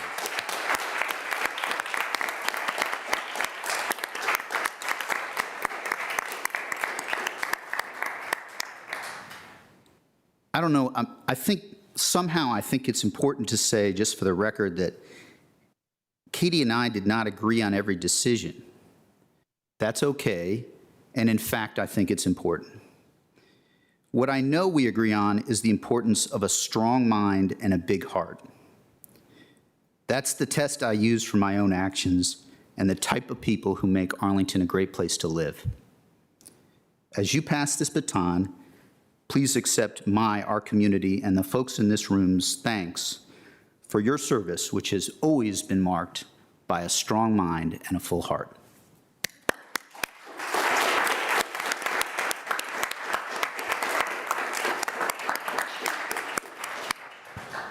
Mr. Karantonis. Oh, yes, Mr. Chair. What a day. Frankly, I don't know how to celebrate that. This is bittersweet, and for now, I just am a little bit bitter because I think that, I hear the community that Mr. Slatt forgot to mention that your departure, besides that, has not been really consulted with the community. The impacts haven't been studied sufficiently, and infrastructure and other things are very, very important, right? But besides that, I think there are impacts on that. We will miss a lot of things, and I will miss mostly. I was thinking how to summarize who Katie is for me. I'm the junior board member here, so Katie is actually, to me, everything is about connections. Katie is really about connecting stuff, connecting concepts, connecting policies, connecting proposals to solutions, etc. So, transit and housing, for example, right? You connect that. Housing and equity, you connected that. Equity and childcare, you connected that. The very point was to deliver the connection, to deliver the public perception that there is a connection between things that we haven't, as a community, always understood how to connect them. Feasibility and ambition, race and justice, Amazon and affordability, right? Rail and region. So I have a very long list about these connections, and this, to me, always was a fascinating part of who you are, Katie. what doesn't connect is a problem for you. The definition of a problem for you is a policy failure for you is when you cannot find the other element that can be leveraged to find a solution to address an issue. When the connection is not there, Katie will raise a hand and say, wait a minute, how does this connect? And she is not going to stop until we find a way to find a connection. And that doesn't mean that, that doesn't mean that you're always right about that, or that I will agree with that. But I learned, and I am very thankful for this lesson, that the worst mistake that somebody on this part of the dais can make is to disregard Katie's proposed connection to things, because then we lose context. Because who is about connection is about context. What I found as an amazing contribution to this county and to the political discourse of this county, or policy discourse of this county, was your fantastic ability to create, to state, and to construct the context around the issues, and therefore energize far more people, far more voices, etc. It's not only about inviting other voices into this conversation. It's actually about empowering them, giving them context to work on. And you did that throughout these 8 years in a brilliant way, and you have been a brilliant colleague to me. And this is why I'm relatively bitter that you go. You make mistakes. I mean, look at going to Tyson's, for example. I don't know what Mr. Fissette said. I mean, I don't know what connects in Tyson's, really. I mean, they're trying hard. They got better, but, really connection, right? No. So I think that there is a significant loss for us today: intellectual capital, experience, skill, compassion, this smart and mad love for Arlington, which I really felt to be a very real thing. Carrie's and Steve's, shadow policy quarterbacking all the time. I really, really cared about LEED Gold, LEED with EA. Katie definitely is LEED Gold, going for platinum now, and I'm extremely excited to see how this works and plays out. We will be here to admire and applaud you. Thank you so much for what you did to this community. If you do this, if you do for Tyson's what you did for Arlington, we will be in a fantastic region here. Thank you.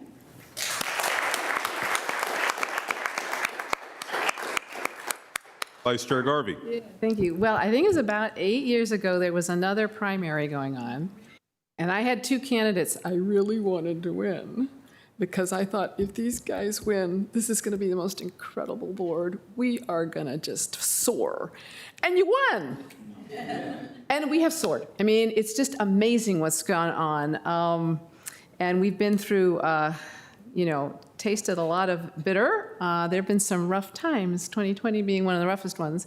But I won't go into that. So if you do one of these things, I'm not going to try and encapsulate who you are or anything like that. But there are two things that jump into mind for whatever reason for me about working our time together. So the first one is hedgehogs.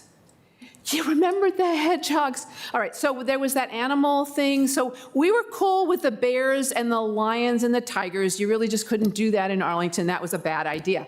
But when it got to hedgehogs, hedgehogs were controversial.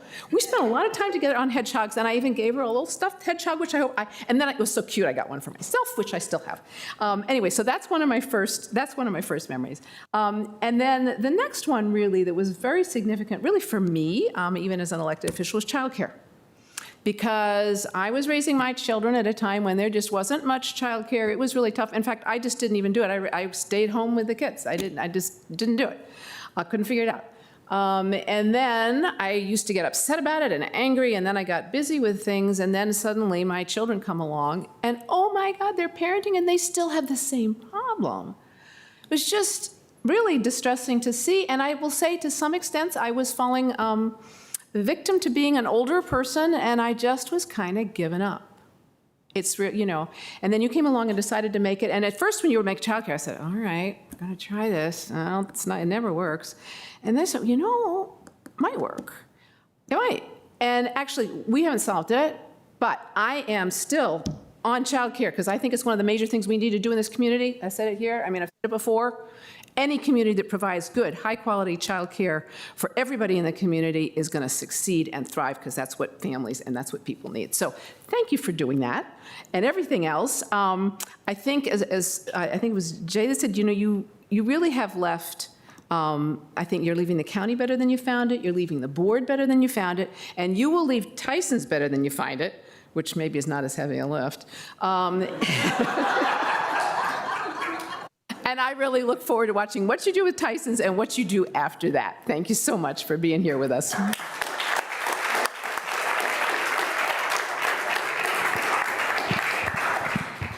I love that we are gathering to commemorate and celebrate Katie, but that we are throwing so much shade at Fairfax and Tyson is an added bonus. Thank you all very much. Expecting to get a call from my bosses saying no thanks. We kid because we love. So, bittersweet. It's a good term. I've had this wonderful experience of being a candidate for this office, running alongside Katie as her de facto running mate, to having had the privilege of being sworn in together for this office not once, but twice, and fully expecting going into this year after we both independently made decisions that we wouldn't seek re-election, that we would enjoy in December the last opportunity to serve together.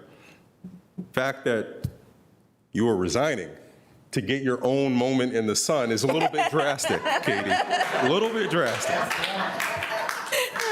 But you deserve this singular moment. It has truly been a privilege and an honor to bear witness and to be along for the ride of your public service journey since those fateful days of 2015. Remembering those days, as I have done wistfully often recently, does induce some cringe-inducing nostalgia. We really had no idea what the heck the next 8 years would bring. We were absolutely clueless. But I will say it also provides comforting confirmation, because all of the attributes that you displayed then, the incredibly sharp mind, the compassionate heart, and the new perspectives that were all a part of your promise, those were your promises to the community as a candidate, and as a public servant, you have more than delivered on all of the promise that you brought then.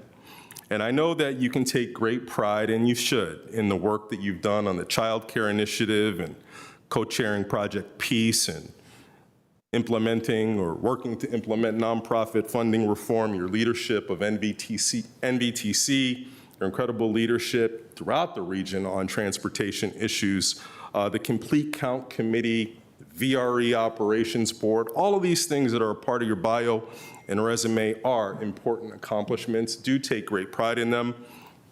But I have to say, as I reflect on your service, I'm not going to think of those things first. I find myself being grateful, very much in the way that Mr. Slatt presented, at all of the ways in which you have been in the room and on the dais for issues big and small, for ones that were widely public or those that had scant niche interest. Whatever the case, I've always been comforted knowing that you were part of the decision-making tree, because what you bring is absolutely irreplaceable.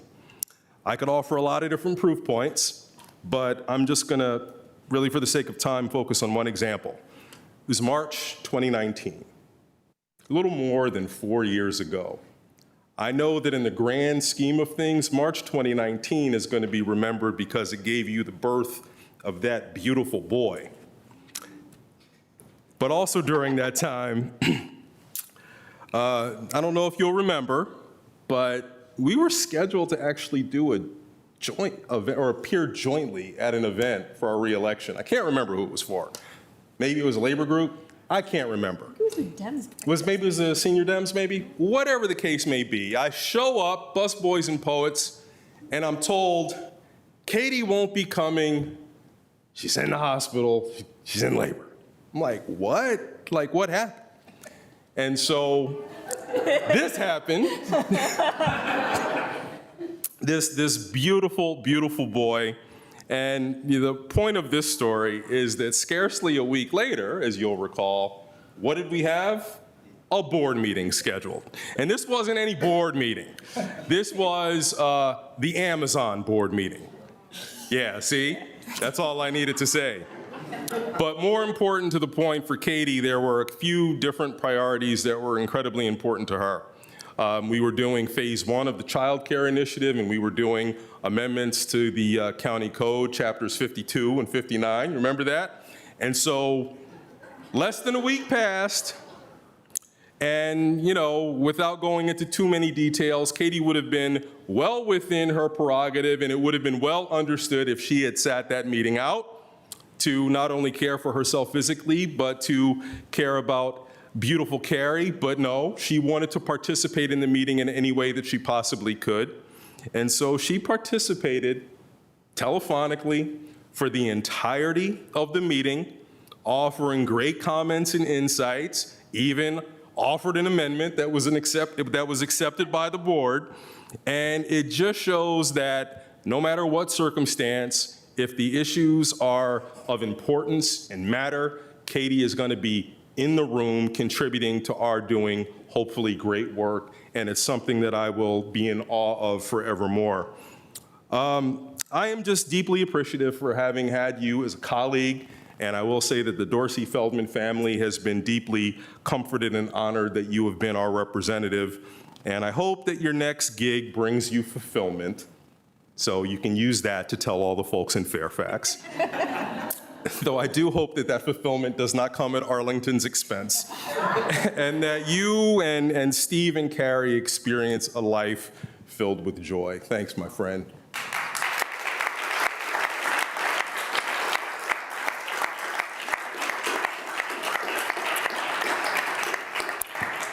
And so, for the last word on this item, Katie Crystal. Thank you so much, Mr. Chair. I am not prepared with a motion. Thank you all so much. There are some downsides to being in public life, but it's like getting to attend your own funeral while you're still alive. I did want to share some thoughts. I've been reflecting a lot after 8 years. And one of the things I've been thinking about that has changed, one of the ways that politics has changed in the past 8 years, and one of the very few ways that politics has actually changed for the better in the last 8 years, is that I think there is a greater embrace of non-traditional candidates, especially as authentic selves. Because whether it was out of my own biases or an accurate reading of the climate back in 2015, campaigning for board, I felt like I had to keep my emotions in a lockbox. And when I got onto the board, I brought that with me too. Even in the most emotional moments. I think about our first meeting without our colleague Garrett Gutschall, or my chair's report, recognizing the passing of Carrie Johnson. I still had this belief that as a board member, I would be perceived as more effective. I would be more effective if I could just minimize my emotional reactions. I found my proclivity to get choked up mortifying.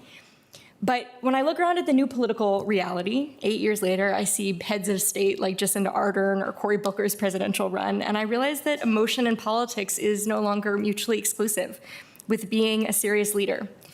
So a little bit belatedly, I would like to take just a few of my last minutes as a board member to talk about my feelings.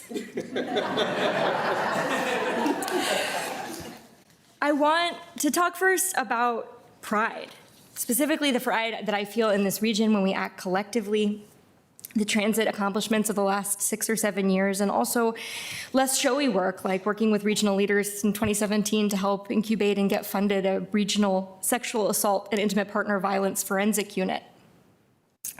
I don't think I've done enough, maybe, in my tenure here to emphasize when I'm back within our 26 square miles what an extraordinary asset this region and our relationships within it are to the average, everyday Arlingtonian. But I know that my colleagues know it, and I am so glad to know that that tradition of engagement and your time and talent to maintain those partnerships will continue.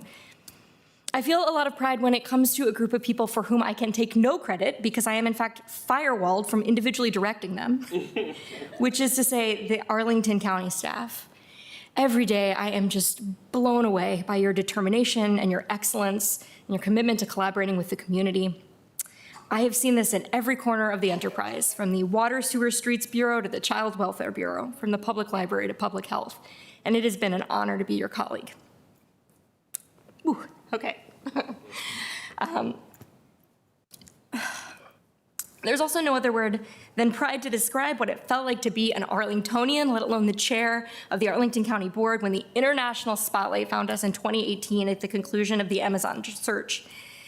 But honestly, I just won the game of musical chairs, no pun intended, because what attracted Amazon here was the plans that had been laid for decades before by our predecessors, by so many dedicated community members, for environmental sustainability, for the economic competitiveness, for the future of Crystal City. But what I am pretty proud of is the deal that we got, the time we spent pushing on the state, talking to Amazon about the things that we valued, fighting for investments in transit and affordable housing, which have now, by the way, been matched by hundreds of millions of dollars from Amazon's housing funds for committed affordable units here, for union labor on construction projects, for a joint solar procurement that helped us hit our goal of 100% renewably powered county operations 2 years early. I want to talk about guilt, about shame, and about resolve. The board and Arlington County government began our racial equity journey really formally in 2019, prompted in some ways by the disparities that have been revealed by our public health planning process. And so it was fitting that the racial inequalities of the public health crisis that was the COVID pandemic, combined with the murder of George Floyd, ignited a reckoning in our community, as it did in so many others.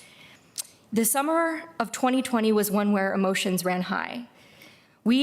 I had so many conversations that summer, and what I heard from so many BIPOC community leaders and members was exhaustion at how much Arlington still needed to change and how little it had. And I will tell you that I felt shame at being a leader in a system that was still marked by structural racism, and that I had done so little to challenge it during my watch.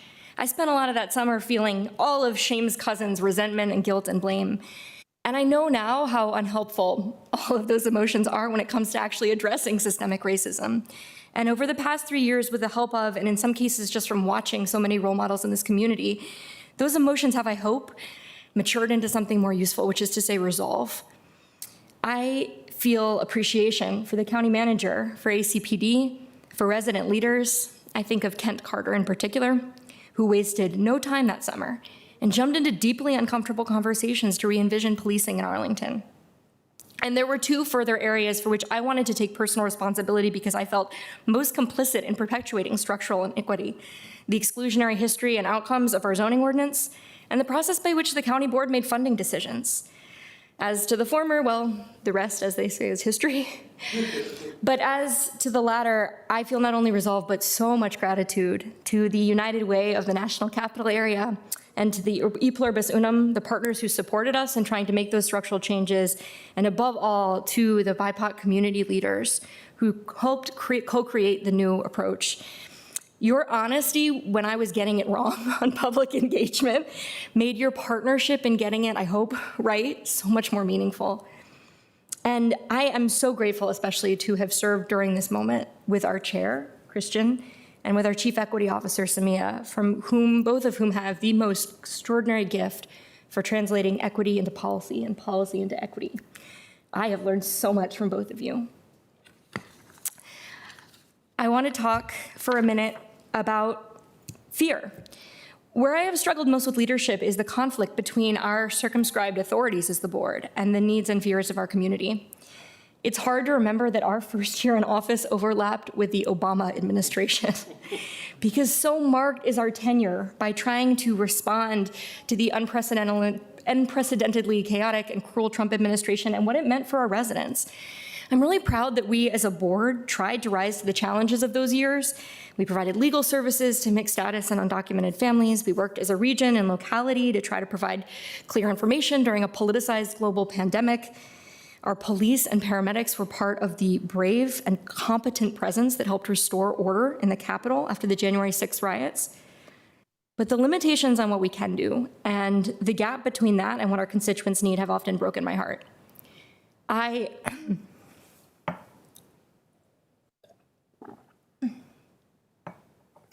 I chaired this board in 2018 and 2022, which is to say the years that 17 children were killed in their school in Parkland.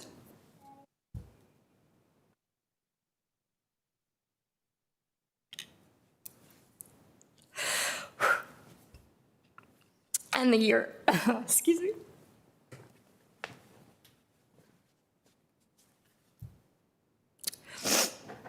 And the year that 19 babies were killed in theirs in Texas, both by the same type of weapon that should have been banned long before any of them were born. And the absolute lowest moments of my chairmanship.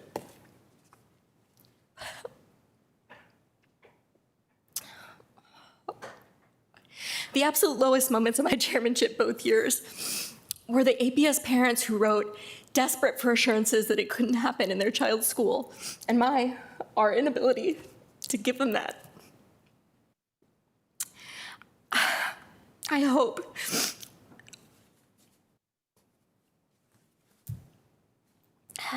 and I know that this board and this community will keep our daily attention on the issues within our local control without ever giving up the fight for the rights and for the lives of our neighbors throughout the county and our country. Ooh, risk of talking about emotions. It was, ooh, all right. I want to talk finally, well, penultimately about hope. Speaking as I was at the top of the remarks about Jacinda Ardern, her beautiful farewell remarks in New Zealand earlier this year really resonated with me, particularly her reflections that the path we travel will not be linear and it won't always be easy. But for the part of the trail I had the privilege of leading, I'm proud we took on the hilly bits. Undoubtedly, this past year in particular has been full of hilly bits. But I want to live in, and I want my son to grow up in, a community that doesn't turn back when the path gets steep. What all of the tumult of the past year has taught us, or at least taught me, is that bridges that are built without a deep understanding of the shores on both sides and the chasm between them are not structurally sound. Our community has now really engaged with the divergences of perspective that were always there, and the bridges that we build going forward will be stronger for it.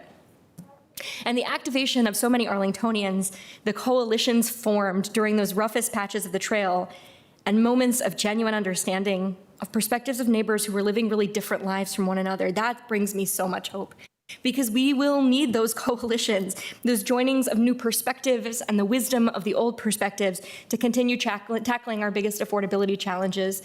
We put some wins on the scoreboard for affordable housing over the past 7 years, whether it's thousands of new committed affordable units in high opportunity areas or protecting thousands of garden apartment units from being redeveloped into luxury housing in Barcroft and before that in Westover. But we have barely scratched the surface of meeting the need of our community, and the same is true with childcare. What gives me hope is that these efforts in the past and these connections being forged now have taught us the how, even if we don't know the what. Joining together public and private sector and residents from all walks of life to develop solutions that make sense in the Arlington context, and I am hopeful about that. Finally, I want to talk about gratitude, and here's where I get to further make good on my promise about getting emotional. Ooh. I want to just begin with my colleagues. Matt, your empathy is unmatched among any elected official I have ever met.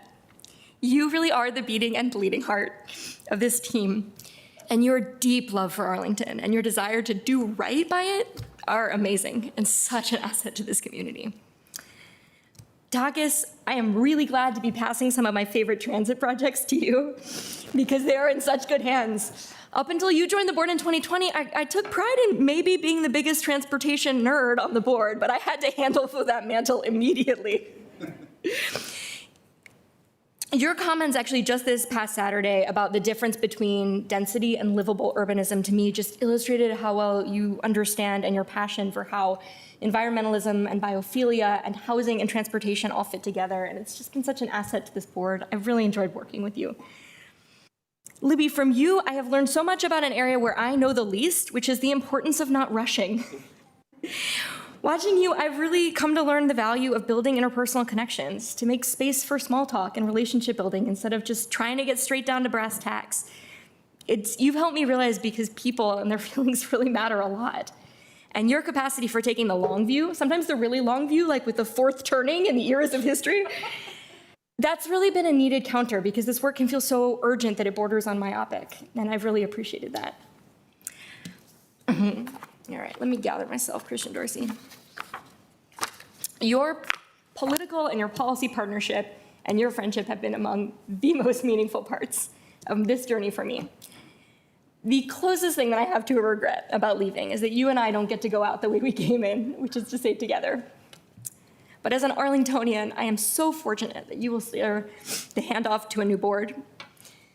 I'm going to stop there both so I don't lose it yet, but also because I'm going to have more to say in December when we come back and get to do this for you. I want to say a few thank yous to the others on this dais as well. Min Chao, your superlative advice has not only kept us out of trouble, it's helped us make better policy. I know that you felt as much as I did that Steve McIsaac left big shoes to fill, and you have more than exceeded them, and I've so appreciated working together. Mark, I am grateful for your Sahara dry sense of humor and the unbelievable commitment to mission that can sometimes belie.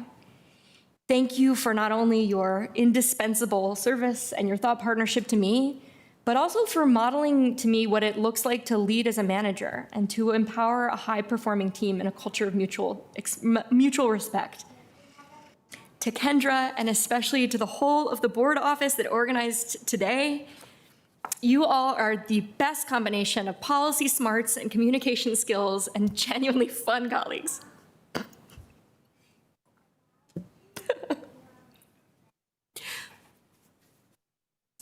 One of the privileges of my new job that I'm really excited about is the idea of building out a team, and I can only hope it's half as strong as this one.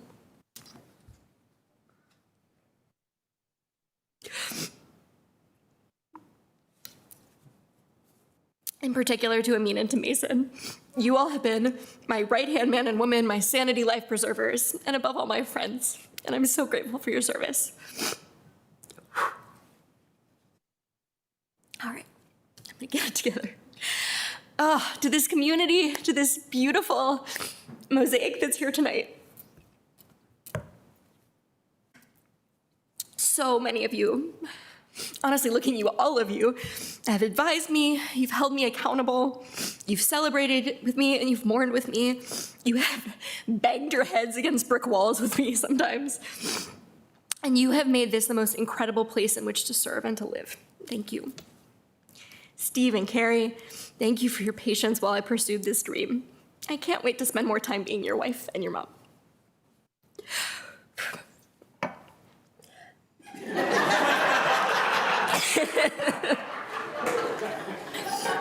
All right, thank you for the comic relief, dude. That's him giving me the wrap-up signal, so. In closing, thank you for this opportunity. By which I mean the opportunity to speak and at such length and to emote, to the extent I still harbor discomfort about public displays of emotion so that they can feel self-indulgent, and you all have really indulged me here. But by opportunity, I also mean to say thank you for the extraordinary opportunity that all of the Arlington community has afforded me to serve. It's been an honor. Take care of yourselves and each other.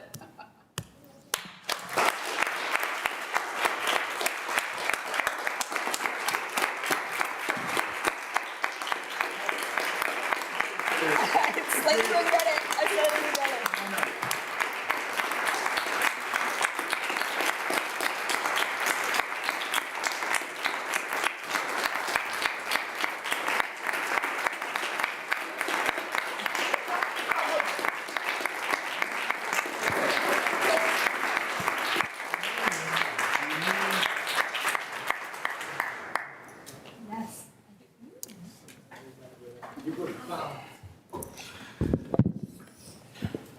So we are a public body, so of course we have a proclamation. Good, thank you.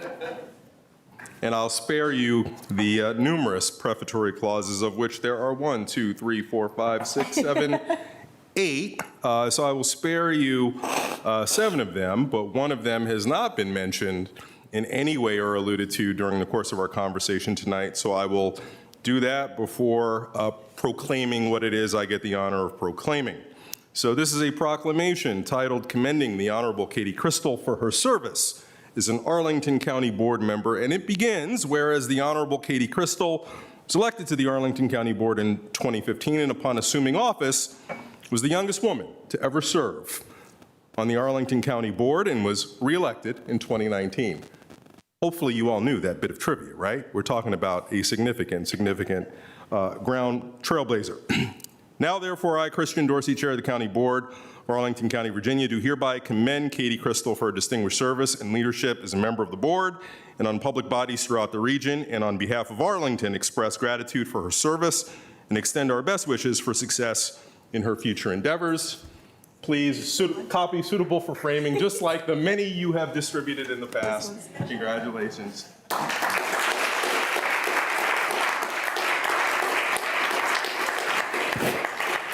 And going back to one of the lessons that we learned very early on from our mentor and colleague Jay Facette about the economy with which the board operates, we are not ones for like gifts and showy ostentatious displays. But one of the things that we do upon the ascension of each chair is to recognize the past chair with a gavel, a commemorative gavel. And that is a tradition that's well served. Each and every person who completes their year of chair gets a gavel that looks somewhat like one that another chair has received. But on this, the occasion of someone departing, we all decided to do something that could be uniquely yours and uniquely yours forevermore. So first, I would like to invite the county board team to come on up. Mason Kushner, Kathy Kiami O'Malley, Amina Eight Bella, Stevie Kelly, David Barrera, Sandra Calixto Mendoza, Graham Weinshank, who I saw earlier but who is no longer here. Please, everybody come on up, because this was a collective labor of love of the CBO office. And Kendra, of course, stand up to make sure you got something that would never be replicated to everybody else, at least in terms of its contents. So, Katie, congratulations. This scrapbook commemorating your years of service to Arlington.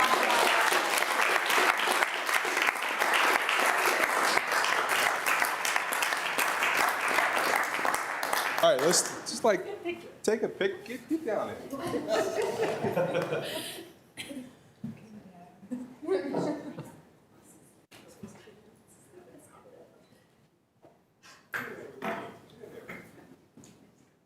I'll take it. Where do you guys stand? Let's go this way.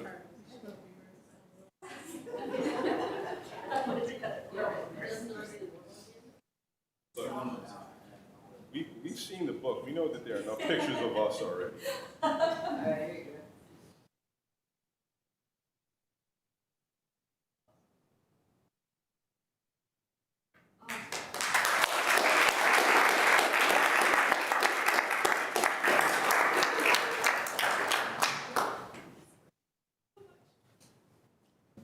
All right, we got no other business except for enjoying some refreshments in the atrium. And Katie, you still are on the clock, so come back in here by 6:45.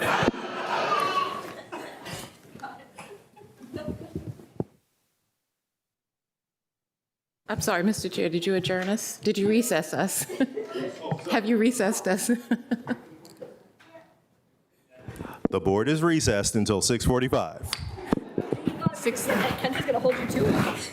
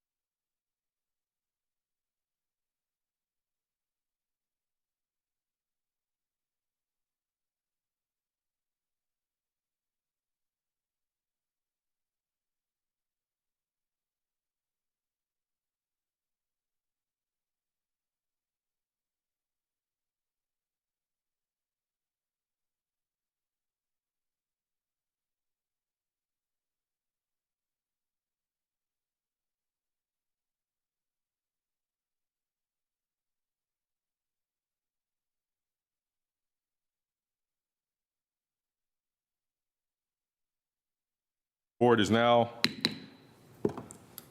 out of recess, and we'll resume an open session. Tonight, we'll have consideration of one item from our consent agenda, as well as a couple of public hearing items, regular hearing items, excuse me. If you are here as part of speaking in person on either our consent agenda or regular hearing items, please address the lectern by coming up, and you can adjust it to a height that may suit your preference by using the up and down arrows that are located to the right. You don't need to touch any other buttons, but do please speak clearly into the microphone so that the board can clearly hear your testimony. If you do have documents that you like the board to have to accompany your testimony, please give those to the clerk, Ms. Jacobs, who is seated to my right, and please ensure that your name and contact information is included on all documents. With that said, we are ready to begin with first consideration of our consent agenda item. Ms. Jacobs, will you please call that? Yes, our first item is item number 14, A and B, a request associated with the interim use to support short-term parking needs for the Arlington Career Center, including an amendment to a GLUP facility plan and table, a rezoning from R5 and C2 to S3A, and a use permit for commercial parking in the S3A zoning district. Thank you, Mr. Schwartz. Is there a staff presentation for this item? I'm going to ask Aaron Schreiber to give us a brief presentation. Good evening. I'm Aaron Schreiber with the Planning Division. I will be presenting on behalf of my colleague, Emma Martin, who is out of the office today. These items all pertain to the 3108 Columbia Pike property. It involves three applications. The first one is a GLUP amendment, and the purpose of this is to identify a publicly owned parking area as a feature shown on the public facility map. The second item is a rezoning of the property from the R5 and C2 district to the S3A district. And the third item is a use permit for a commercial parking lot. The purpose of this is to provide an interim use of this site in support of Arlington Public Schools' parking needs during the redevelopment of the Arlington Career Center. In our evaluation of these applications, we have found that these proposals are consistent with adopted plans and policies, including the purpose of the county board's approval of a purchase and sale agreement from February of 2022, as well as the adopted CIP plan, which does identify this property. Overall, this will provide approximately 90 parking spaces as an interim use that will support APS's parking needs.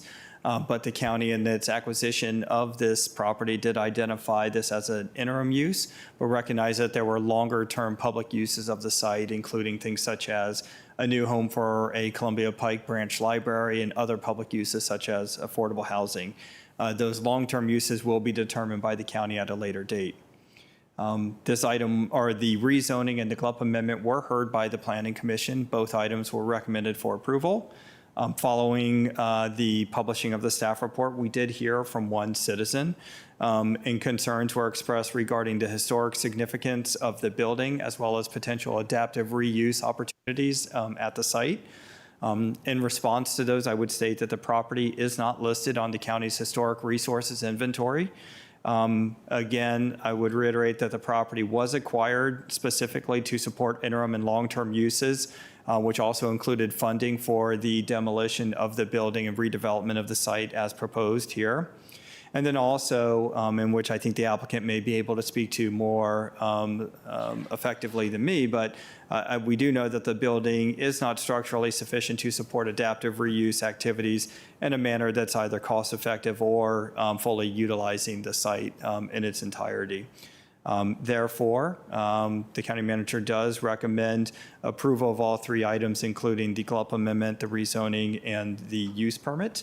I do have other staff members from the Planning Division available virtually who could speak to this item, as well as the applicant from the Department of Environmental Services. That would conclude our staff presentation. Thank you. Thank you very much, Mr. Schreiber. And Ms. Jacobs, I did go somewhat out of order under the assumption that there were no speakers for this item. That is correct. There are no Okay, speakers. thank you. So continuing on, I understand the Planning Commission has weighed in on this. So Ms. Peterson, welcome back. Good to see you all again. I'm Tenley Peterson from the Planning Commission. We heard this item at our May 31st hearing. Our recommendation, as Mr. Shriver said, was to approve. The Planning Commission recommends that the County Board adopt the attached resolution to amend the General Land Use Plan Public Facility Map and Table to facilitate the creation of a new interim publicly owned parking lot located at 3108 Columbia Pike, and adopt the attached ordinance to rezone from R5 to C2 and C2 to S3A. This was approved 9-2. We had no public speakers when we heard this at our hearing. This was heard at the LRPC process, and that group found that there was general consensus that this item meets the requirements for State Code 22332 finding. Our conversation was primarily about the community engagement, concerns that could APS use this as staging for construction items. At present, the site plan doesn't allow that. A site plan amendment could change that and allow that in the future. So the commissioners were asking, would the community be notified of that? How would they be engaged before something like that would happen? Let's see, questions about the Columbia Pike Form-Based Code streetscape dimension requirements. Will they be met at the site? The answer was yes. Questions about, with this new zoning, what kind of uses could we have in between the need for the parking lot and then the future need? And the answer was, lots of potential spots, including a pop-up park, but we're expecting a pretty short gap. So, we probably wouldn't be using any of those alternate uses. Inquiries about a traditional landscape buffer in the rear of the site, and is that an improvement upon the existing condition for the residents that live adjacent to the site? And the answer was that there would be additional landscape buffer, as well as stormwater requirements that are going to be addressed. So that's an improvement. And we did have two commissioners that were concerned about tearing down the building. Was a study done to show that this building couldn't have been adapted for reuse?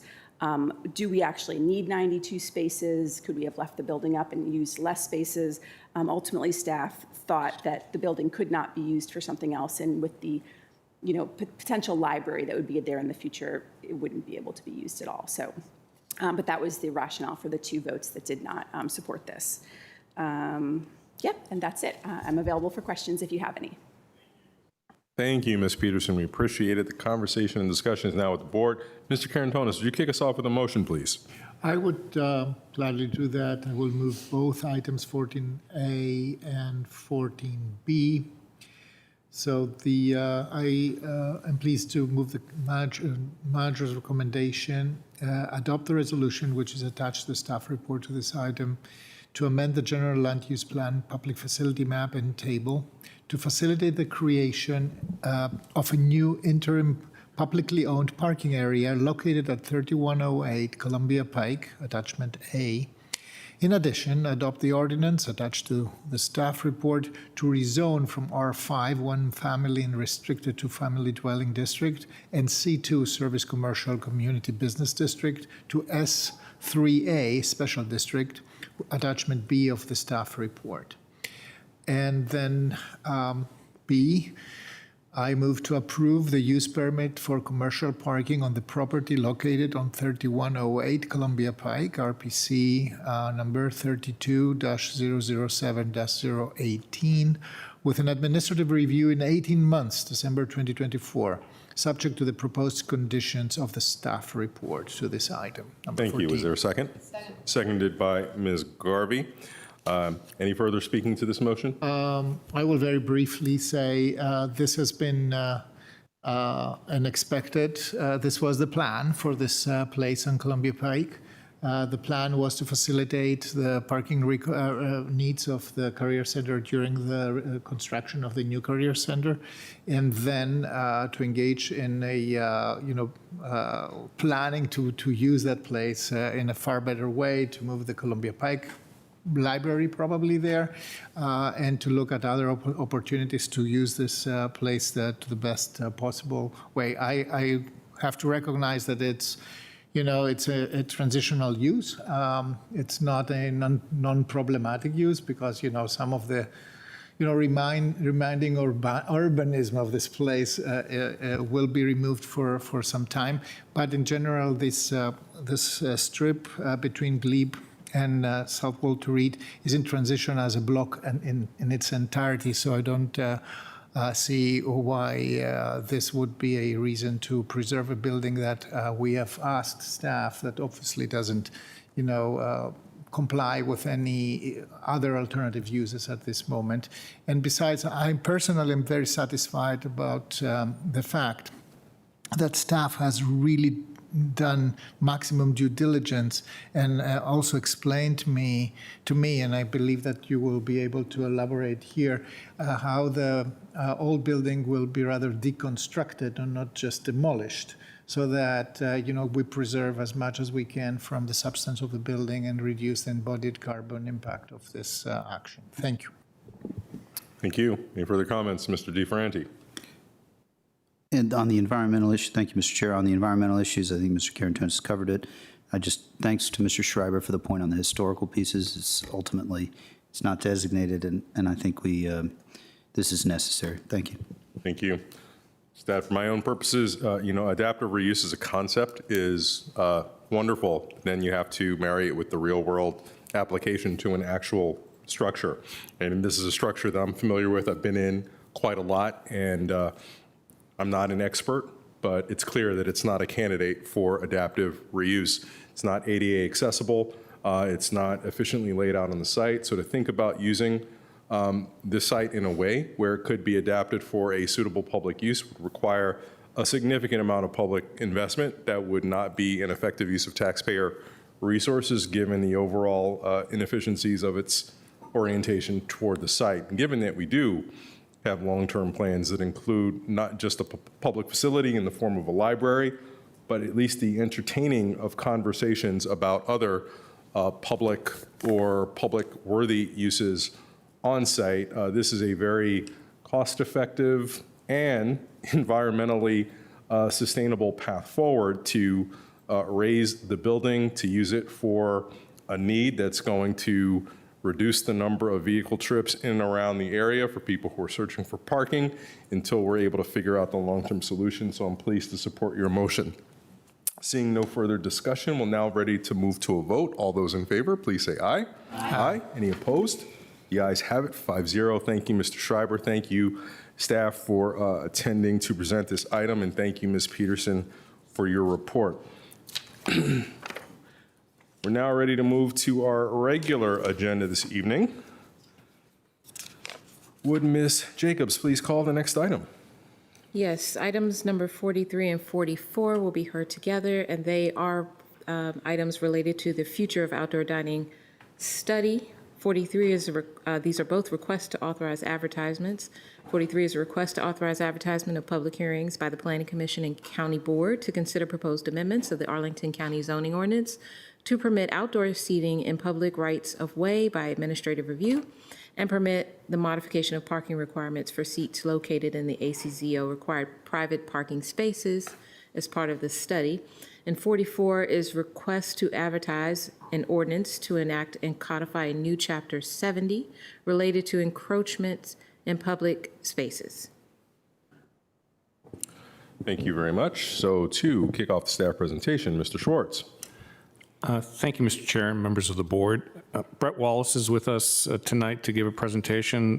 Betsy Herbst is also here, and I think we're also going to be hearing from Erica Moore. But I'll turn it over to you, Mr. Wallace. Good evening, Brett Wallace with the Planning. Mr. Wallace, if you could turn on your microphone. Yep. Perfect. Sorry about that.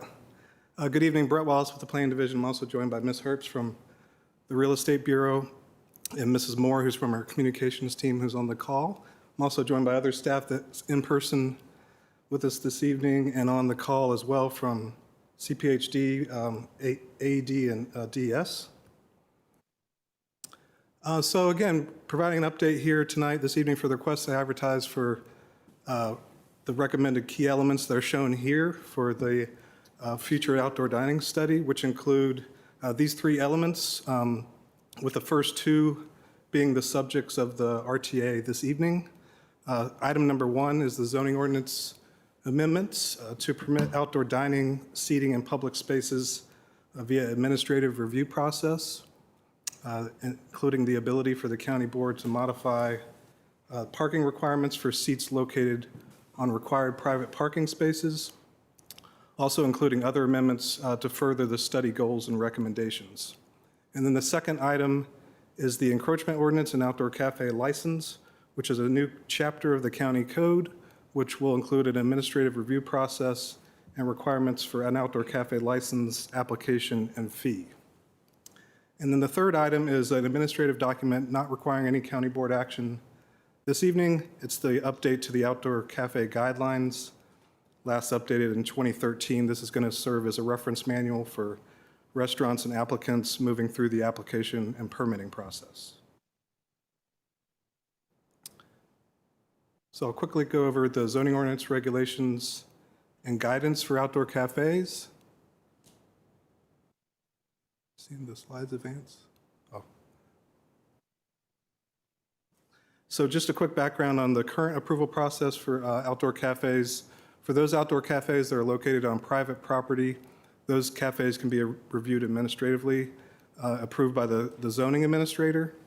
And then for those outdoor cafes that are located in the public right-of-way or public spaces, those can be approved by site plan or use permit approved by the county board. Just wanted to cover some other applicable policies and regulations for outdoor cafes here, including the guidelines, the zoning ordinance, the Arlington County Retail Plan, which encourages the establishment of the administrative license process that Ms. Herbst will be speaking to in a moment, the Master Transportation Plan and the pedestrian element with regard to clear sidewalk widths, the Public Spaces Master Plan with regard to privately owned public spaces, and then other statewide county codes. So just a quick overview of the temporary outdoor seating areas, or the TOSAs. The TOSAs were established in 2020 to help with the restaurants and businesses during the COVID-19 pandemic. Staff established flexible design and operational guidelines, including an online submission process. There was an interdepartmental staff review team. The TOSAs were approved by the county manager through the continuity of governance ordinance.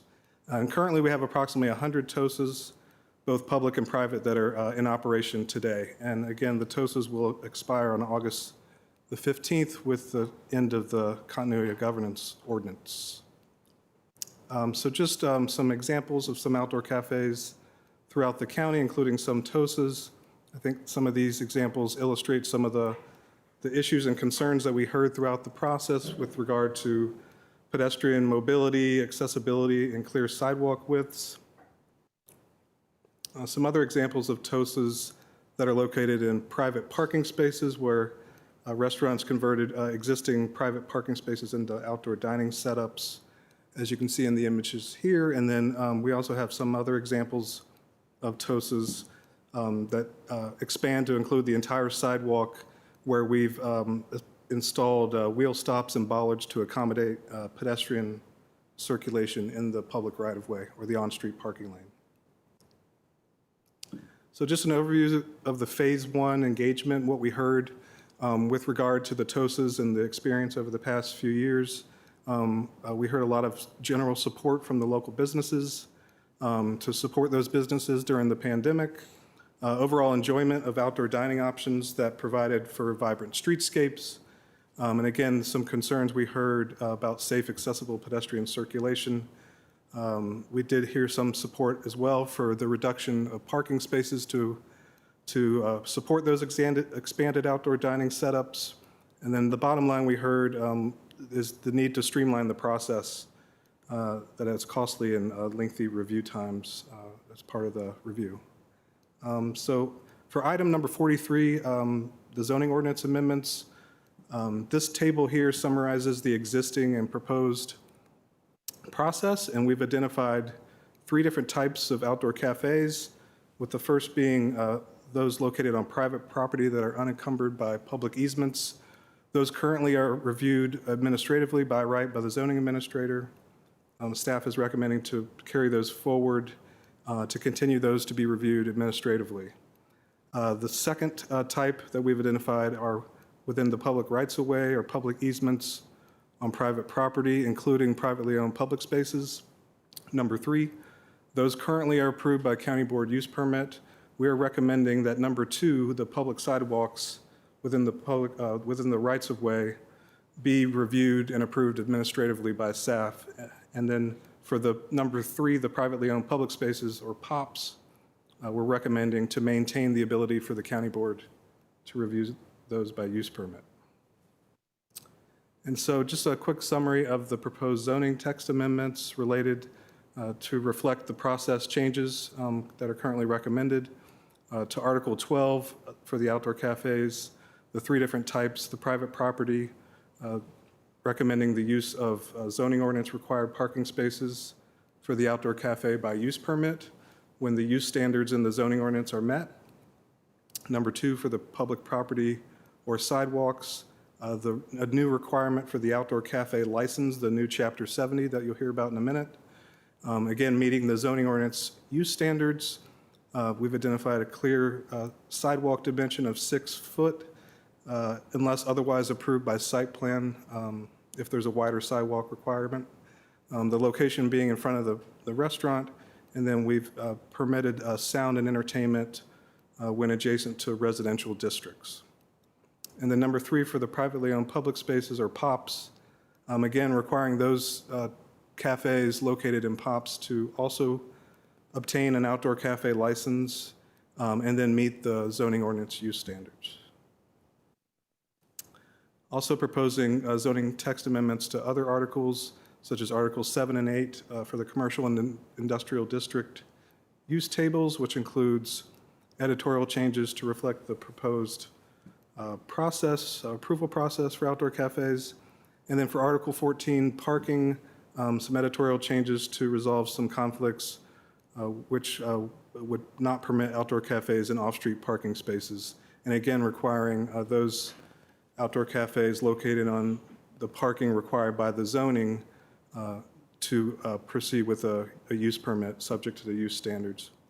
And then finally, Article 18, staff is recommending a new definition for public space privately owned. And this is a new definition to distinguish the POPs from the other public easement areas on the sidewalks. And again, maintaining the ability for the board to review those cases by use permit, which is the current practice. I'll now turn over to Ms. Herbst to run through item number 44, the County Code Chapter 70, encroachment into public spaces. Good evening, board members. I'm Betsy Herbst with DES Real Estate Bureau, and I'm joined tonight with Tim O'Hora, who is joining us virtually. He's the Real Estate Assistant Bureau Chief. And we're here to tell you about the new proposed Chapter 70 of the County Code, which addresses encroachment into public spaces. The whole purpose of the new code is to facilitate an administrative review and approval process for certain encroachments that meet required standards to avoid the need to bring those encroachments to you separately. This will simplify and accelerate the approval process for specified encroachments by avoiding the need to obtain an encroachment ordinance, and in many cases, paying compensation. The new code section provides a list of features that will be permitted without an ordinance of encroachment or license. Some of those physical encroachments that will be included would be such things as canopies and awnings and projecting signs that extend into an easement area. Other certain architectural features, stoops and stairs, things such as bike racks, street furniture, movable items such as planters, tables, chairs, benches, and other similar items. And the features that don't meet these standards that are set forth in the proposed code will still need an encroachment ordinance through the regular county board process. But we expect that this new code will expedite many of the encroachments that are requested. And more specifically, one of the types of encroachments that are addressed in this code is the outdoor cafe. And in this new code, it sets forth a licensing administrative process for outdoor cafes that are located within public spaces. The cafe must meet certain design requirements that are specifically set forth in the Chapter 70.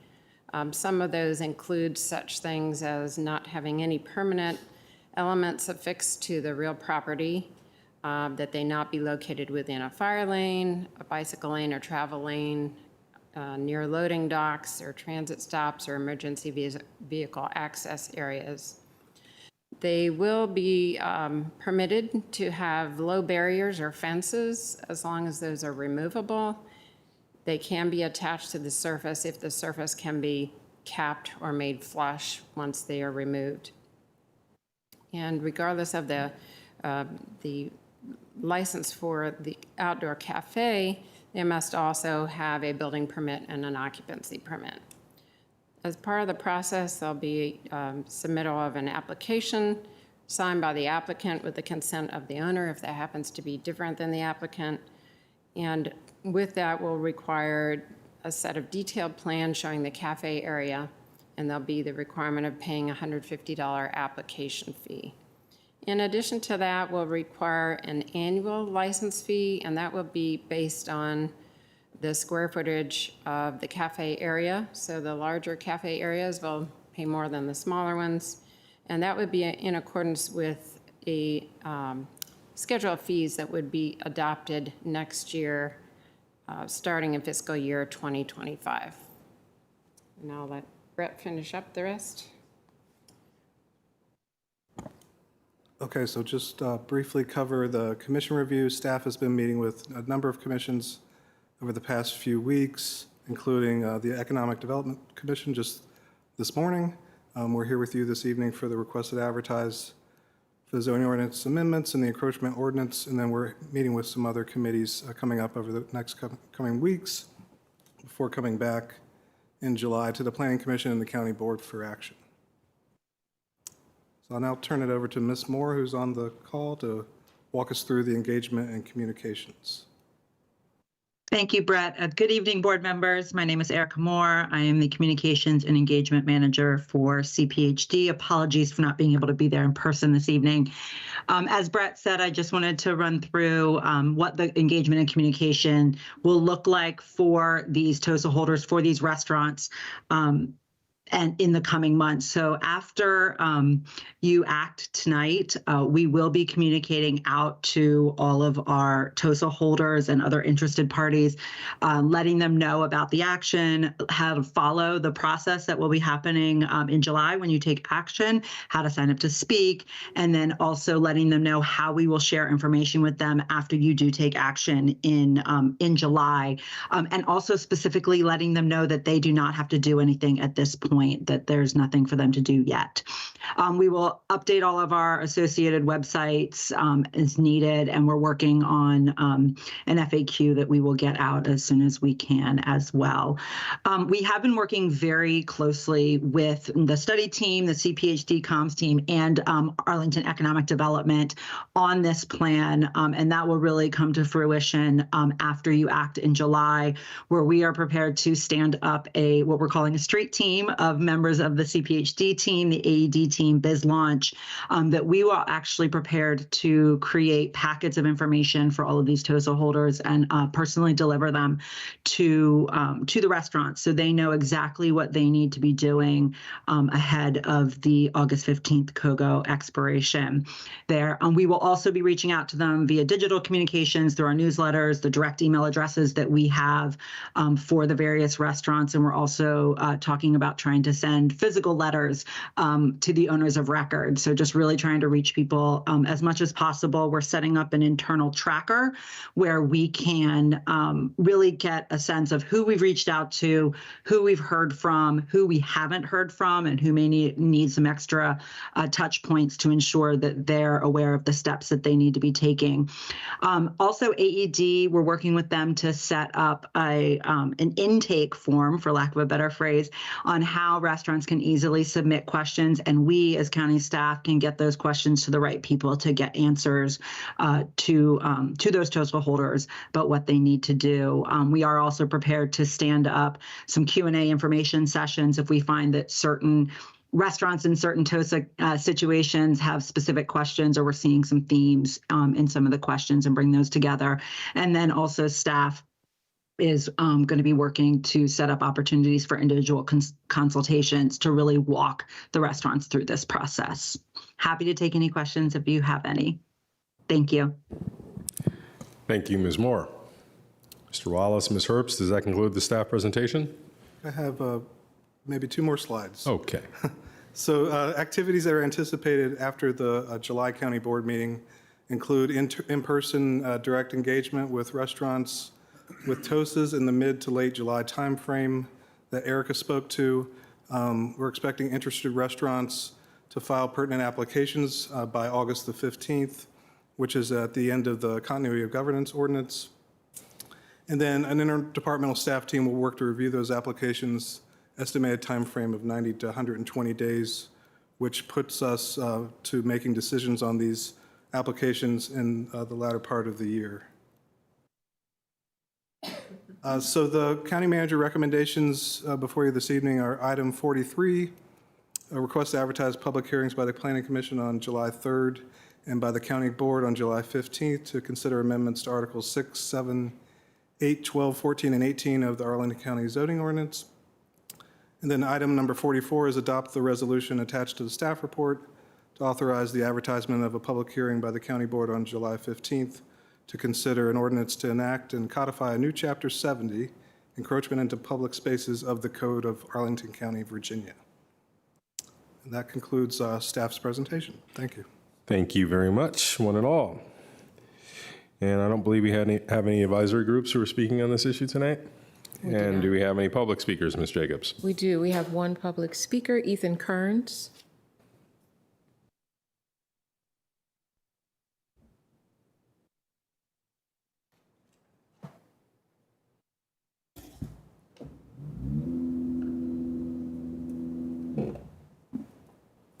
Good evening. Good evening. Thanks for the opportunity to speak.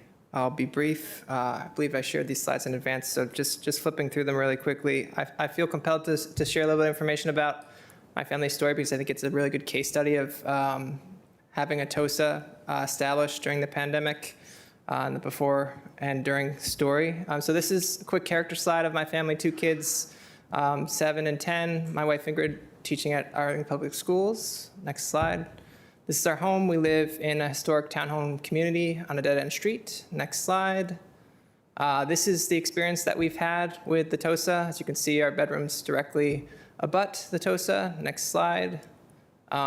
This is an aerial view of that. It's less than half the distance of this room wall to wall. So you can see it's pretty close and pretty tight. Next slide. None of these things that are listed here we had to deal with the neighboring restaurant before the TOSA, and we've lived there since 2009. So I think this is pretty standard for standing up something new. So you can see the friction points. Next slide.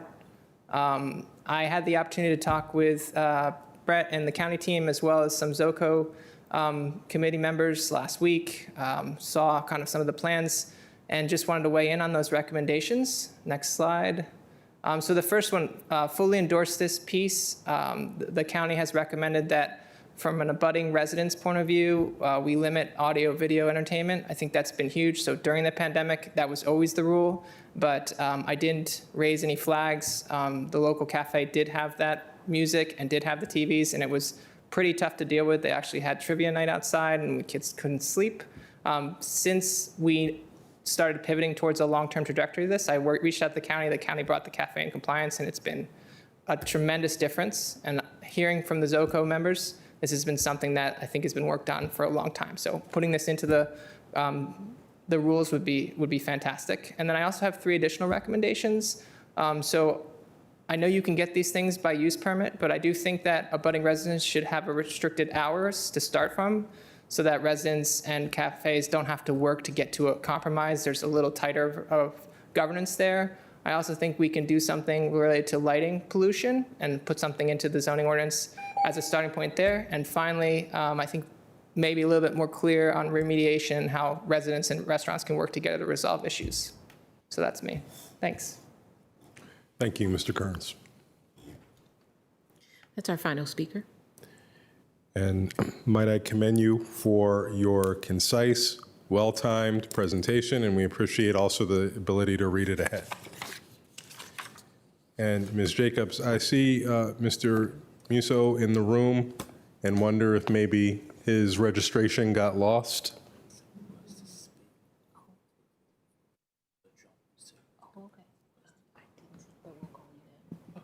Yes, Mr. John Musso, how many minutes? Okay. Okay. You can go up now. Okay. You have such a generous spirit tonight. It's like Oh, yeah, good sorry feelings all about the way around. I'll be brief. Good evening, everyone. I'm John Musso, Local Government Manager at the Arlington Chamber of Commerce. On behalf of the Chamber, I'd just like to say a few quick words in support of this RTA. As members of the board know, the Chamber has been a very strong supporter in moving from the post-COVID or during COVID era TOSA rules into a more permanent addition to the Arlington streetscape. Our members and members of the general public have been very supportive of the transition towards permanent outdoor dining, and based on the reports and the staff recommendations, we believe that the framework that's being presented here is a good step forward. So we urge you to adopt the RTAs and to ultimately adopt the permanent rules that will be up at the July 15th meeting. We are very heartened to hear the multifaceted approach towards making sure all restaurants that would be affected by TOSAs would have potentially individualized recommendations for their next steps. And the Chamber is more than willing to help assist the county in getting this information disseminated out in a timely and efficient manner. So thank you very much for your time, and we look forward to continuing to engage on this in the next month. Thank you. Thank you. And are there any more public speakers? No. Okay, so the discussion is now with the board. And Mr. DeFranti, would you like to get a motion on the table for us?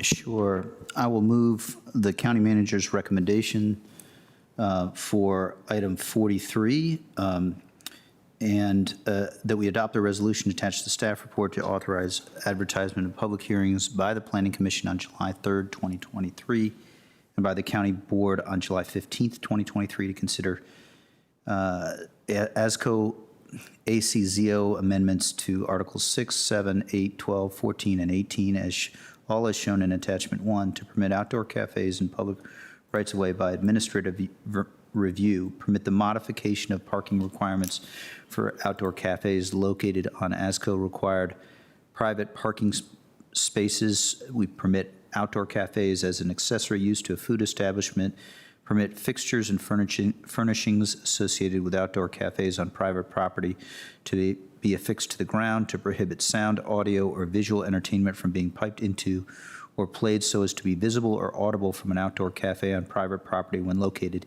in a side or rear yard abutting or across from an alley from an R or RA district, and to permit outdoor cafes as an accessory use to a food establishment in the RA 18 and RA 615 districts, and to establish a new definition in order to establish public space that is privately owned, and make other changes for improved clarity or other reasons required by public necessity, convenience, general welfare, and good zoning practice related to the future of outdoor dining study.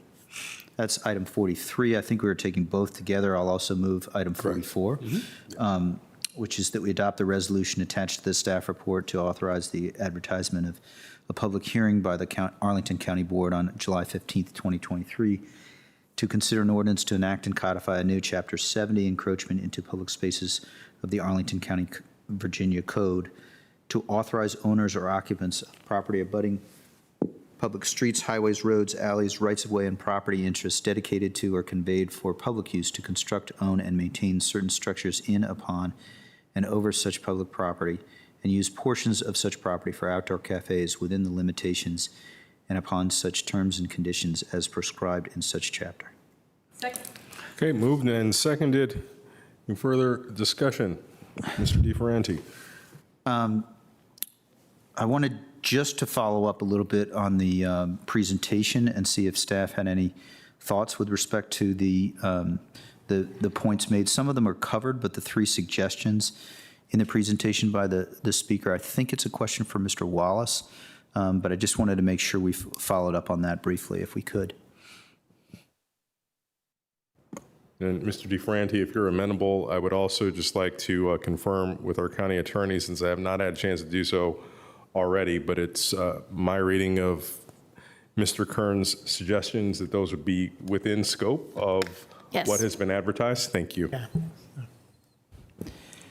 Mr. Wallace, you can still answer, but since it's within scope, I don't need extended answers. I'll just put it that way.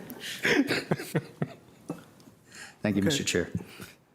Yeah, as Mr. Kearns noted, we are recommending a provision change in the zoning ordinance on line number 63 that prohibits the sound or audio or video entertainment inside or rear yards abutting or across an alley from an RRA district. So that is a change that I think could help address some of Mr. Kearns' concerns. Thank you. Thank you, I appreciate it. And with respect to the rest of your concerns, I think you're tracking, and I would like to follow up in the coming days, weeks. Thanks. Thank you. I'll just say for me, again, to frame this is a huge body of work. Huge thanks to staff who I know has been working on this comprehensively for a while. I know it seems like a simple issue to some, but as you peel layers of the onion, you find more complexity. So very much appreciate the work. This action tonight is necessarily succinct since we are just providing notice that there are going to be hearings on this from the Planning Commission and the County Board in the case of the zoning ordinance amendments proposed, and in the case of the new Chapter 70 being added, a hearing just by the County Board that will be upcoming in July. So we will look forward to considering the testimony of our speakers tonight and really working to see that this hopefully can address the needs of all stakeholders, those who have enjoyed the increased privileges from TOSAs, but also those who have been impacted by it. So thank you all for coming to speak on it. Ms. Garvey. Yeah, thank you. I also appreciate Mr. Kearns coming. That's one of the best presentations we've had. I mean, it was just absolutely to the point, really clear. Thank you, and good points. So I think we're all going to be paying attention to that as we move forward. Excellent points. Thank you. And then I had a question, which is it's sort of I don't know, maybe a stupid question, but I realized looking at the timing, just explain to me, I'm sure there's a legal reason. It just struck me that all the applications have to be in by August 15th, and the continuity of government ends August 15th. So it feels like at August 15th, if they haven't been approved, they can't keep it going, but obviously restaurants can. Can you just talk a little bit how that works legally? I'm gathering there's an extension, or once the applications are in, they're okay, or something.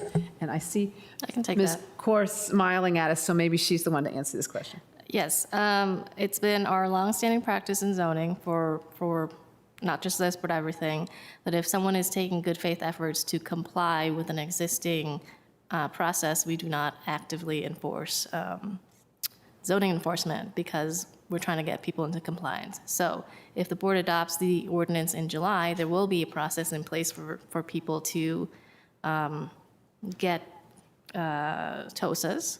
And even if they don't fully complete their application and go through the process and get a permit by August 15th, as long as they've started the process, we will not pursue active enforcement. Thank you. That's very helpful. I knew there was some answer. It's nice to hear that we're so reasonable. And I think actually that overall this, I think as you said, Mr. Chair, it seems like it's simple, but it's not. But we are embarking on it because what is simple is this just absolutely makes sense for what we need to do. I'm taking into account some of the issues we need to address, but I really appreciate the good work. And it's really important, I think, for our community and for thriving economy to make sure that we adapt, and this is really working out pretty well. I mean, we've done a pilot now. So thank you very much, and look forward to the hearings and finalizing it in July. Thank you, Ms. Garvey. Mr. Karantonis. Just very briefly, a big thank you to staff and to both our zoning and legal experts, also the Arlington Economic Development staff for reaching out and doing this work. I want to say one thing. TOSAS is a significant part of the business of many restaurants here. And believe it or not, I was actually surprised when you said that only 100. This is a very big community. I think 100 is actually a small number. I do believe that what we are discussing today is actually creating and introducing some sort of predictability of what the rules of the game will be. It also enhances the possibilities for establishing these outdoor dining and wining options. And I just encourage you to, in the outreach, to take with you not only those who have the TOSA now and need to be compliant by the August 15th, but also to make a concentrated and purpose driven effort to inform and bring others in. I hear from a lot of minority owners, for example, that didn't have during the pandemic the economic means to expand, because TOS is an investment. I mean, these are not cheap things there. A deck is an investment, a table is an investment. On the other side, it brings an average of, some experts were saying $15,000 of sales a year. So this is not small change.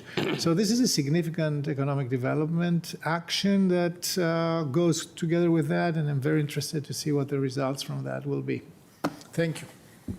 Thank you. Seeing no further lights on, we're now ready to move to a vote on Mr. DeFranti's motion. All those in favor, please say aye. Aye. Aye. Any opposed?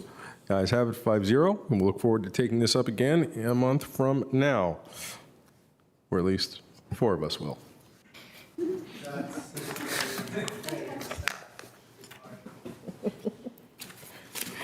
All right. Ms. Jacobs, will you please call the next item? Item 45 is a use permit associated with a site plan review for live entertainment at Smokecraft Modern Barbecue located at 1051 North Highland Street. Okay, thank you very much. Mr. Schwartz, do you have a staff presentation on this item? Yes, we do. Aaron Schreiber has agreed to return for a brief verbal presentation. Thank you, Mr. Manager. Again, I'm Aaron Schreiber with the Planning Division, and I will provide a brief update, mainly to update you on a change in recommendation. So for the Smokecraft item, I am presenting on behalf of my colleague, Cedric Sutherland. But the staff report that was published for this item, the original recommendation was for discontinuance, and that recommendation was based upon ongoing non-compliance by the owner-operator of Smokecraft with condition number 15, which, as it was approved by this board in November of 2022, required participation in the Arlington Restaurant Initiative program, and that is what we refer to as ARI. Per that condition, ARI accreditation was required by March of 2023, and the applicant was not able to meet that deadline, and a zoning violation was issued for that. We have been in communication with Mr. Darnell, who's here tonight, over the last few months, speaking about ways to come into compliance. So when the county board did hear all of the Clarendon Live Entertainment use permits together as a group in May, compliance still had not been met by Mr. Darnell, so the county manager's recommendation was for renewal for his specific item with a 1-month county board review to the June meeting. And in the June timeframe, compliance still had not been met, which was the genesis for our recommendation for discontinuance. However, we've continued to have communications both by my colleague, Mr. Sutherland, as well as by representatives from the police department who are here this evening. And so through those continued communications, including with Mr. Darnell's legal representation last night and this morning, we do believe that we have a potential path for reaching compliance. So what we are here to do is to revise our recommendation from discontinuance.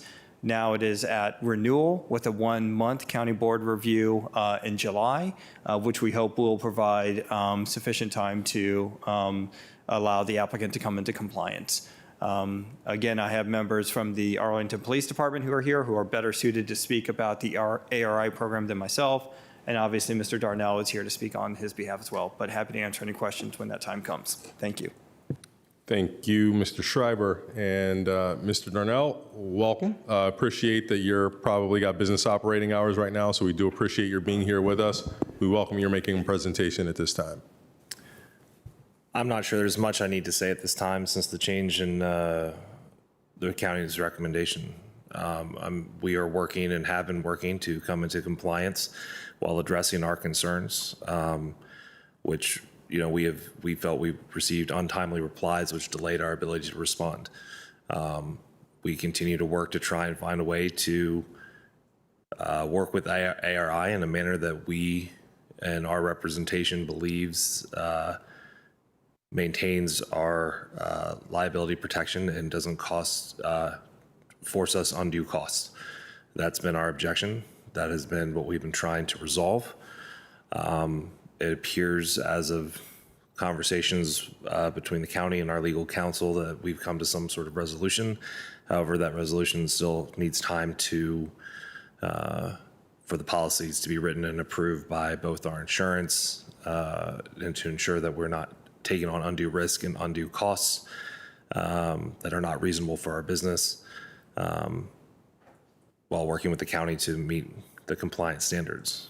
So I think beyond that, I'm sure I could talk at great length, but I don't think it's necessary to go further than that this time. Thank you. All right, are there any public speakers on this item, Ms. Jacobs? We have one speaker, Vinay Galloway, who I believe is associated with the applicant's insurance provider. That is correct. Okay. Okay. Good evening.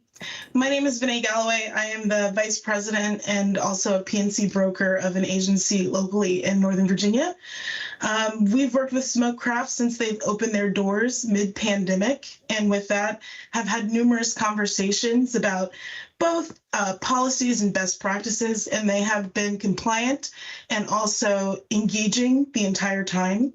I just implore the board to really consider the language used in the ARI. I don't think anybody is in disagreement that we want the business owners, the patrons, and of course, everyone in Arlington to safely be able to enjoy restaurants and nightlife in the area. But I also think that live entertainment is not one size fits all. They're not all the same conglomerate. What works for Clarendon Ballroom or Spider Kelly's is completely different than what may work for Grand Cru or even Smokecraft Barbecue. And with that being said, things like safety managers and knowing that there's risk in appointing a safety manager that's also a restaurant manager. If they're taken off the floor for any given reason and an incident happens, and a patron knows that this initiative is mandated, that does increase the liability on the business owner. Especially, we live in a litigious society. I don't think anybody is surprised by that. But, you know, it's not necessary at this time to have security at Smokecraft Barbecue. They're not using the live license as you would see in a concert venue or anything like that. And imparting that responsibility to their staff and their management, I just don't think is conducive or what the intention of this ARR policy really is. Thank you all. I'm happy to answer questions. Thank you. Okay, the discussion is now with the board. So I will move the following motion that the county board accept the revised county manager's recommendation for a live entertainment use permit pertaining to Smokecraft Modern Barbecue, which is a revised recommendation to renew with a county board review to occur in 1 month, which is July 2023. All right, seconded by Mr. DeFerranti. Now I'll speak to it. I just have one question, Mr. Darnell. Is this time frame to be ready to have this item discussed in July, so effectively giving you the next 2.5 weeks to work this all out? That gonna happen? I hope so. I think, I mean, after the last meeting, it was 2 weeks before we received responses to our questions from the county. And now that we have those responses and have had further discussion, our attorney is working on it. I will convey to him that we have 2.5 weeks before another thing, but I mean, 2.5 weeks and 30 days are very different time frames. So, we'll work as fast as we can to get the stuff to them. And I know that Vinay is ready to look at the information as soon as we present it to her to ensure that, our insurance covers the policies within reason, to make sure that we don't have any adjustments that are further necessary.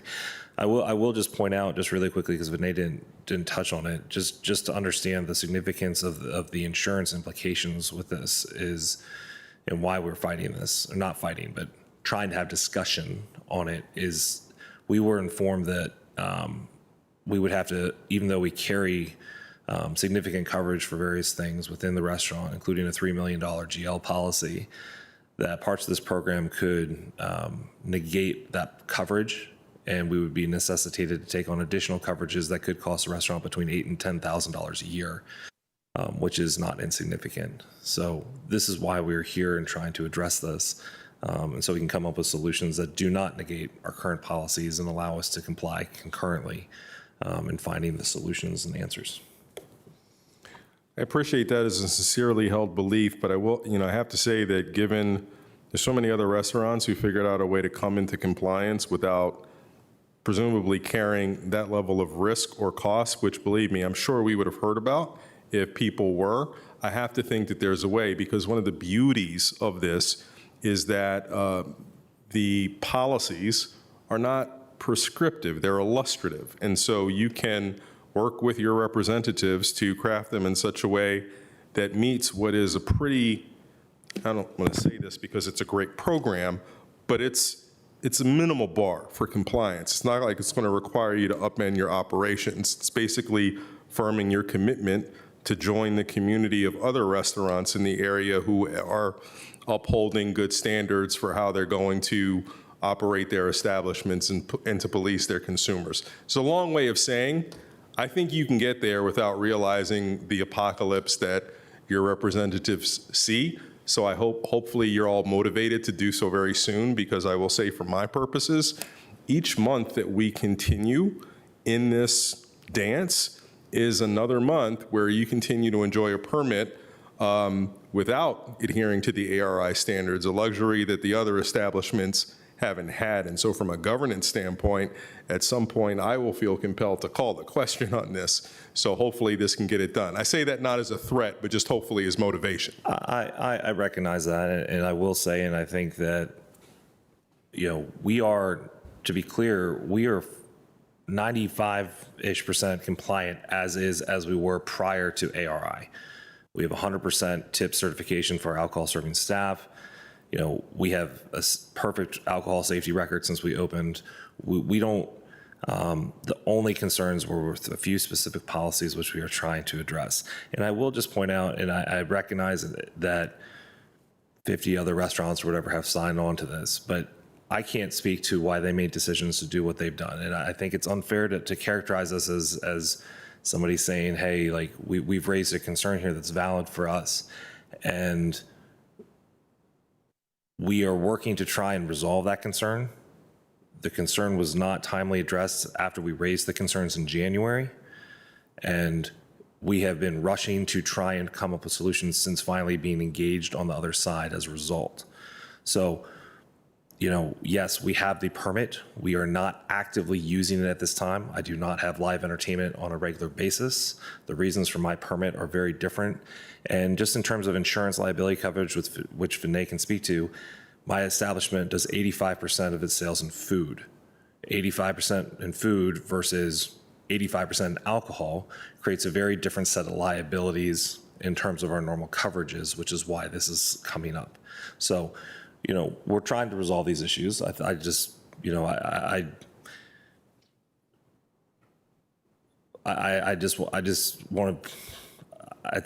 to point out that we are a safe establishment. We have been a safe establishment, and we continue to plan to do so. Adopting these specific written policies is not going to change our commitment to safety, even if we opt to not. So I just want to be clear on that. And I think it's an unfair statement as well, as there are other restaurants in Clarendon that are not ARI compliant, that don't have the requirement to be so because they don't maintain live entertainment licenses. Simply because I maintain this license and have had this license since September of 21, doesn't take away the fact that I'm still part of the community, but yet I'm the one here having to defend something. And we're not the bad guys here. We want a safe environment. We've complied with everything. We just want to make sure that we're not being hit with additional liabilities and costs. And that's it. And if we can find ways to do that, we're there. It sounds like, based on the conversations between our attorney and Cedric, that we're going to get there. Hopefully we can get it done in the next couple of weeks. And if we can't, then we'll have obviously further discussions that will probably go beyond just our license. Okay, thank you. All right, Ms. Garvey. Yeah, thank you. I had similar questions. I think kind of everything's been covered, because I do wonder why there's so many establishments that have this ARI and they seem to be doing fine, and what's the difference? So actually, I will just say to staff, when this comes back, I will be interested, if for some reason they can't get into compliance, I'll want to know what makes them special or different, that they're so different from everybody else. But I also don't want to be dragging this out. That doesn't feel right to me. Can I just raise one thing with that? Is I think that this is the first cycle since this use rule became a mandate. ARI was a recommended guideline until November. So this renewal cycle that we're facing now, I may be the only one who's sitting here, but I also was, I think, one of maybe 3 who didn't have it in November to begin with. The certification was voluntary for most other establishments. Most other establishments had it before. So we haven't gone through this mandated requirement and cycle, and I think that's why I'm sitting here. And it was in my own ignorance, I didn't fully understand what ARI, what the full compliance with ARI meant in November when it came before to become a mandatory requirement. I understood it to be additional training, which we support. So I just want to point out why we're the only ones. Everybody else already had it, and we did not. Well, you know now what it is, and we've got a little bit more time, and it doesn't seem to me that it's rocket science. So I hope we can resolve this in July, and you'll be in compliance. Thank you. And since we have her here, if it's okay to invite Ms. Bryan to come on up, it's my understanding and please correct any of my assumptions which are wrong, but much of what ARI requires is training that is offered by ACPD or partners at no cost. So in terms of the mandate, it is we love to talk about unfunded mandates. This is a no cost mandate. In fact, the ability to comply is provided by the mandator in this case. We provide a whole host of free training for restaurant staff. Arlington Addiction Recovery Initiative provides Narcan. The fire department provides CPR. We provide fake ID detection, criminal civil liability, security training, criminal civil liability, which I just said, as well as interfering in certain incidences, what to do, when to call the police, what to do when the police come into your establishment, how to fill out an incident report. And then victim witness provides sexual assault bar bystander training. Thank you.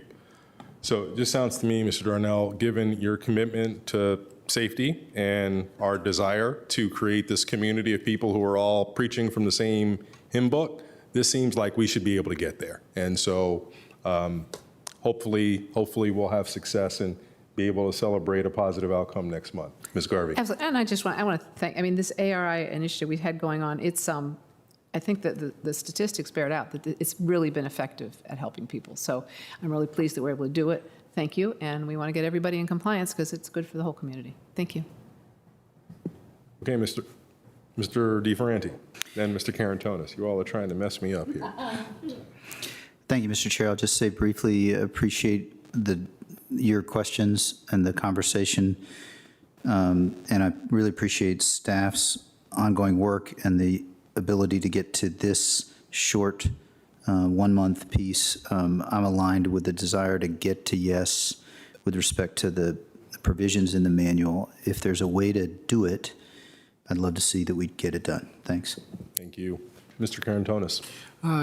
Just 2 words. Mr. Darnell, I had the opportunity to tour Clarendon with our officers a few times, and I was absolutely impressed by the very positive testimony of many establishments, many restaurateurs who engage with ARI. And actually, we had already this conversation about making it, compulsory, mandatory as a standard.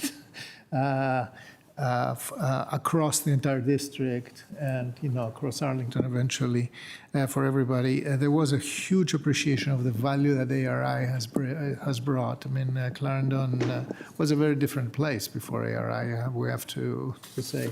So it's not only the plea, it's not only that you figure that out and get to yes, but you form this critical mass of restaurateurs and entrepreneurs who contribute to Clarendon being such a great place because it has all these components, including ARI. Thank you. Thank you. Seeing no further discussion, let's move to a vote on this motion. All those in favor, please say aye. Aye. Aye. Any opposed? The ayes have it. See you all next month on this issue. Ms. Jacobs, what's that? Yes. Do we have any other business before the board this evening? No, there's no further business. We do not. Mr. Karantonis, do you have an item? I wish I had one to make sure that we have an effective way to stop Ms. Crystal from leaving. Well, now that you mention it, what was noted during the earlier conversation about Ms. Crystal was her facility with language. And so in her resignation letter, she used the phrase, and I will quote, "Please accept my formal resignation." So what I can do is to say, no, we do not. So If I'd known I was eventually writing the board report for I will second that, Mr. Chair. But with that said, the board is on a hiatus until January, and Ms. Crystal indefinitely longer than that. So, all right, we are adjourned.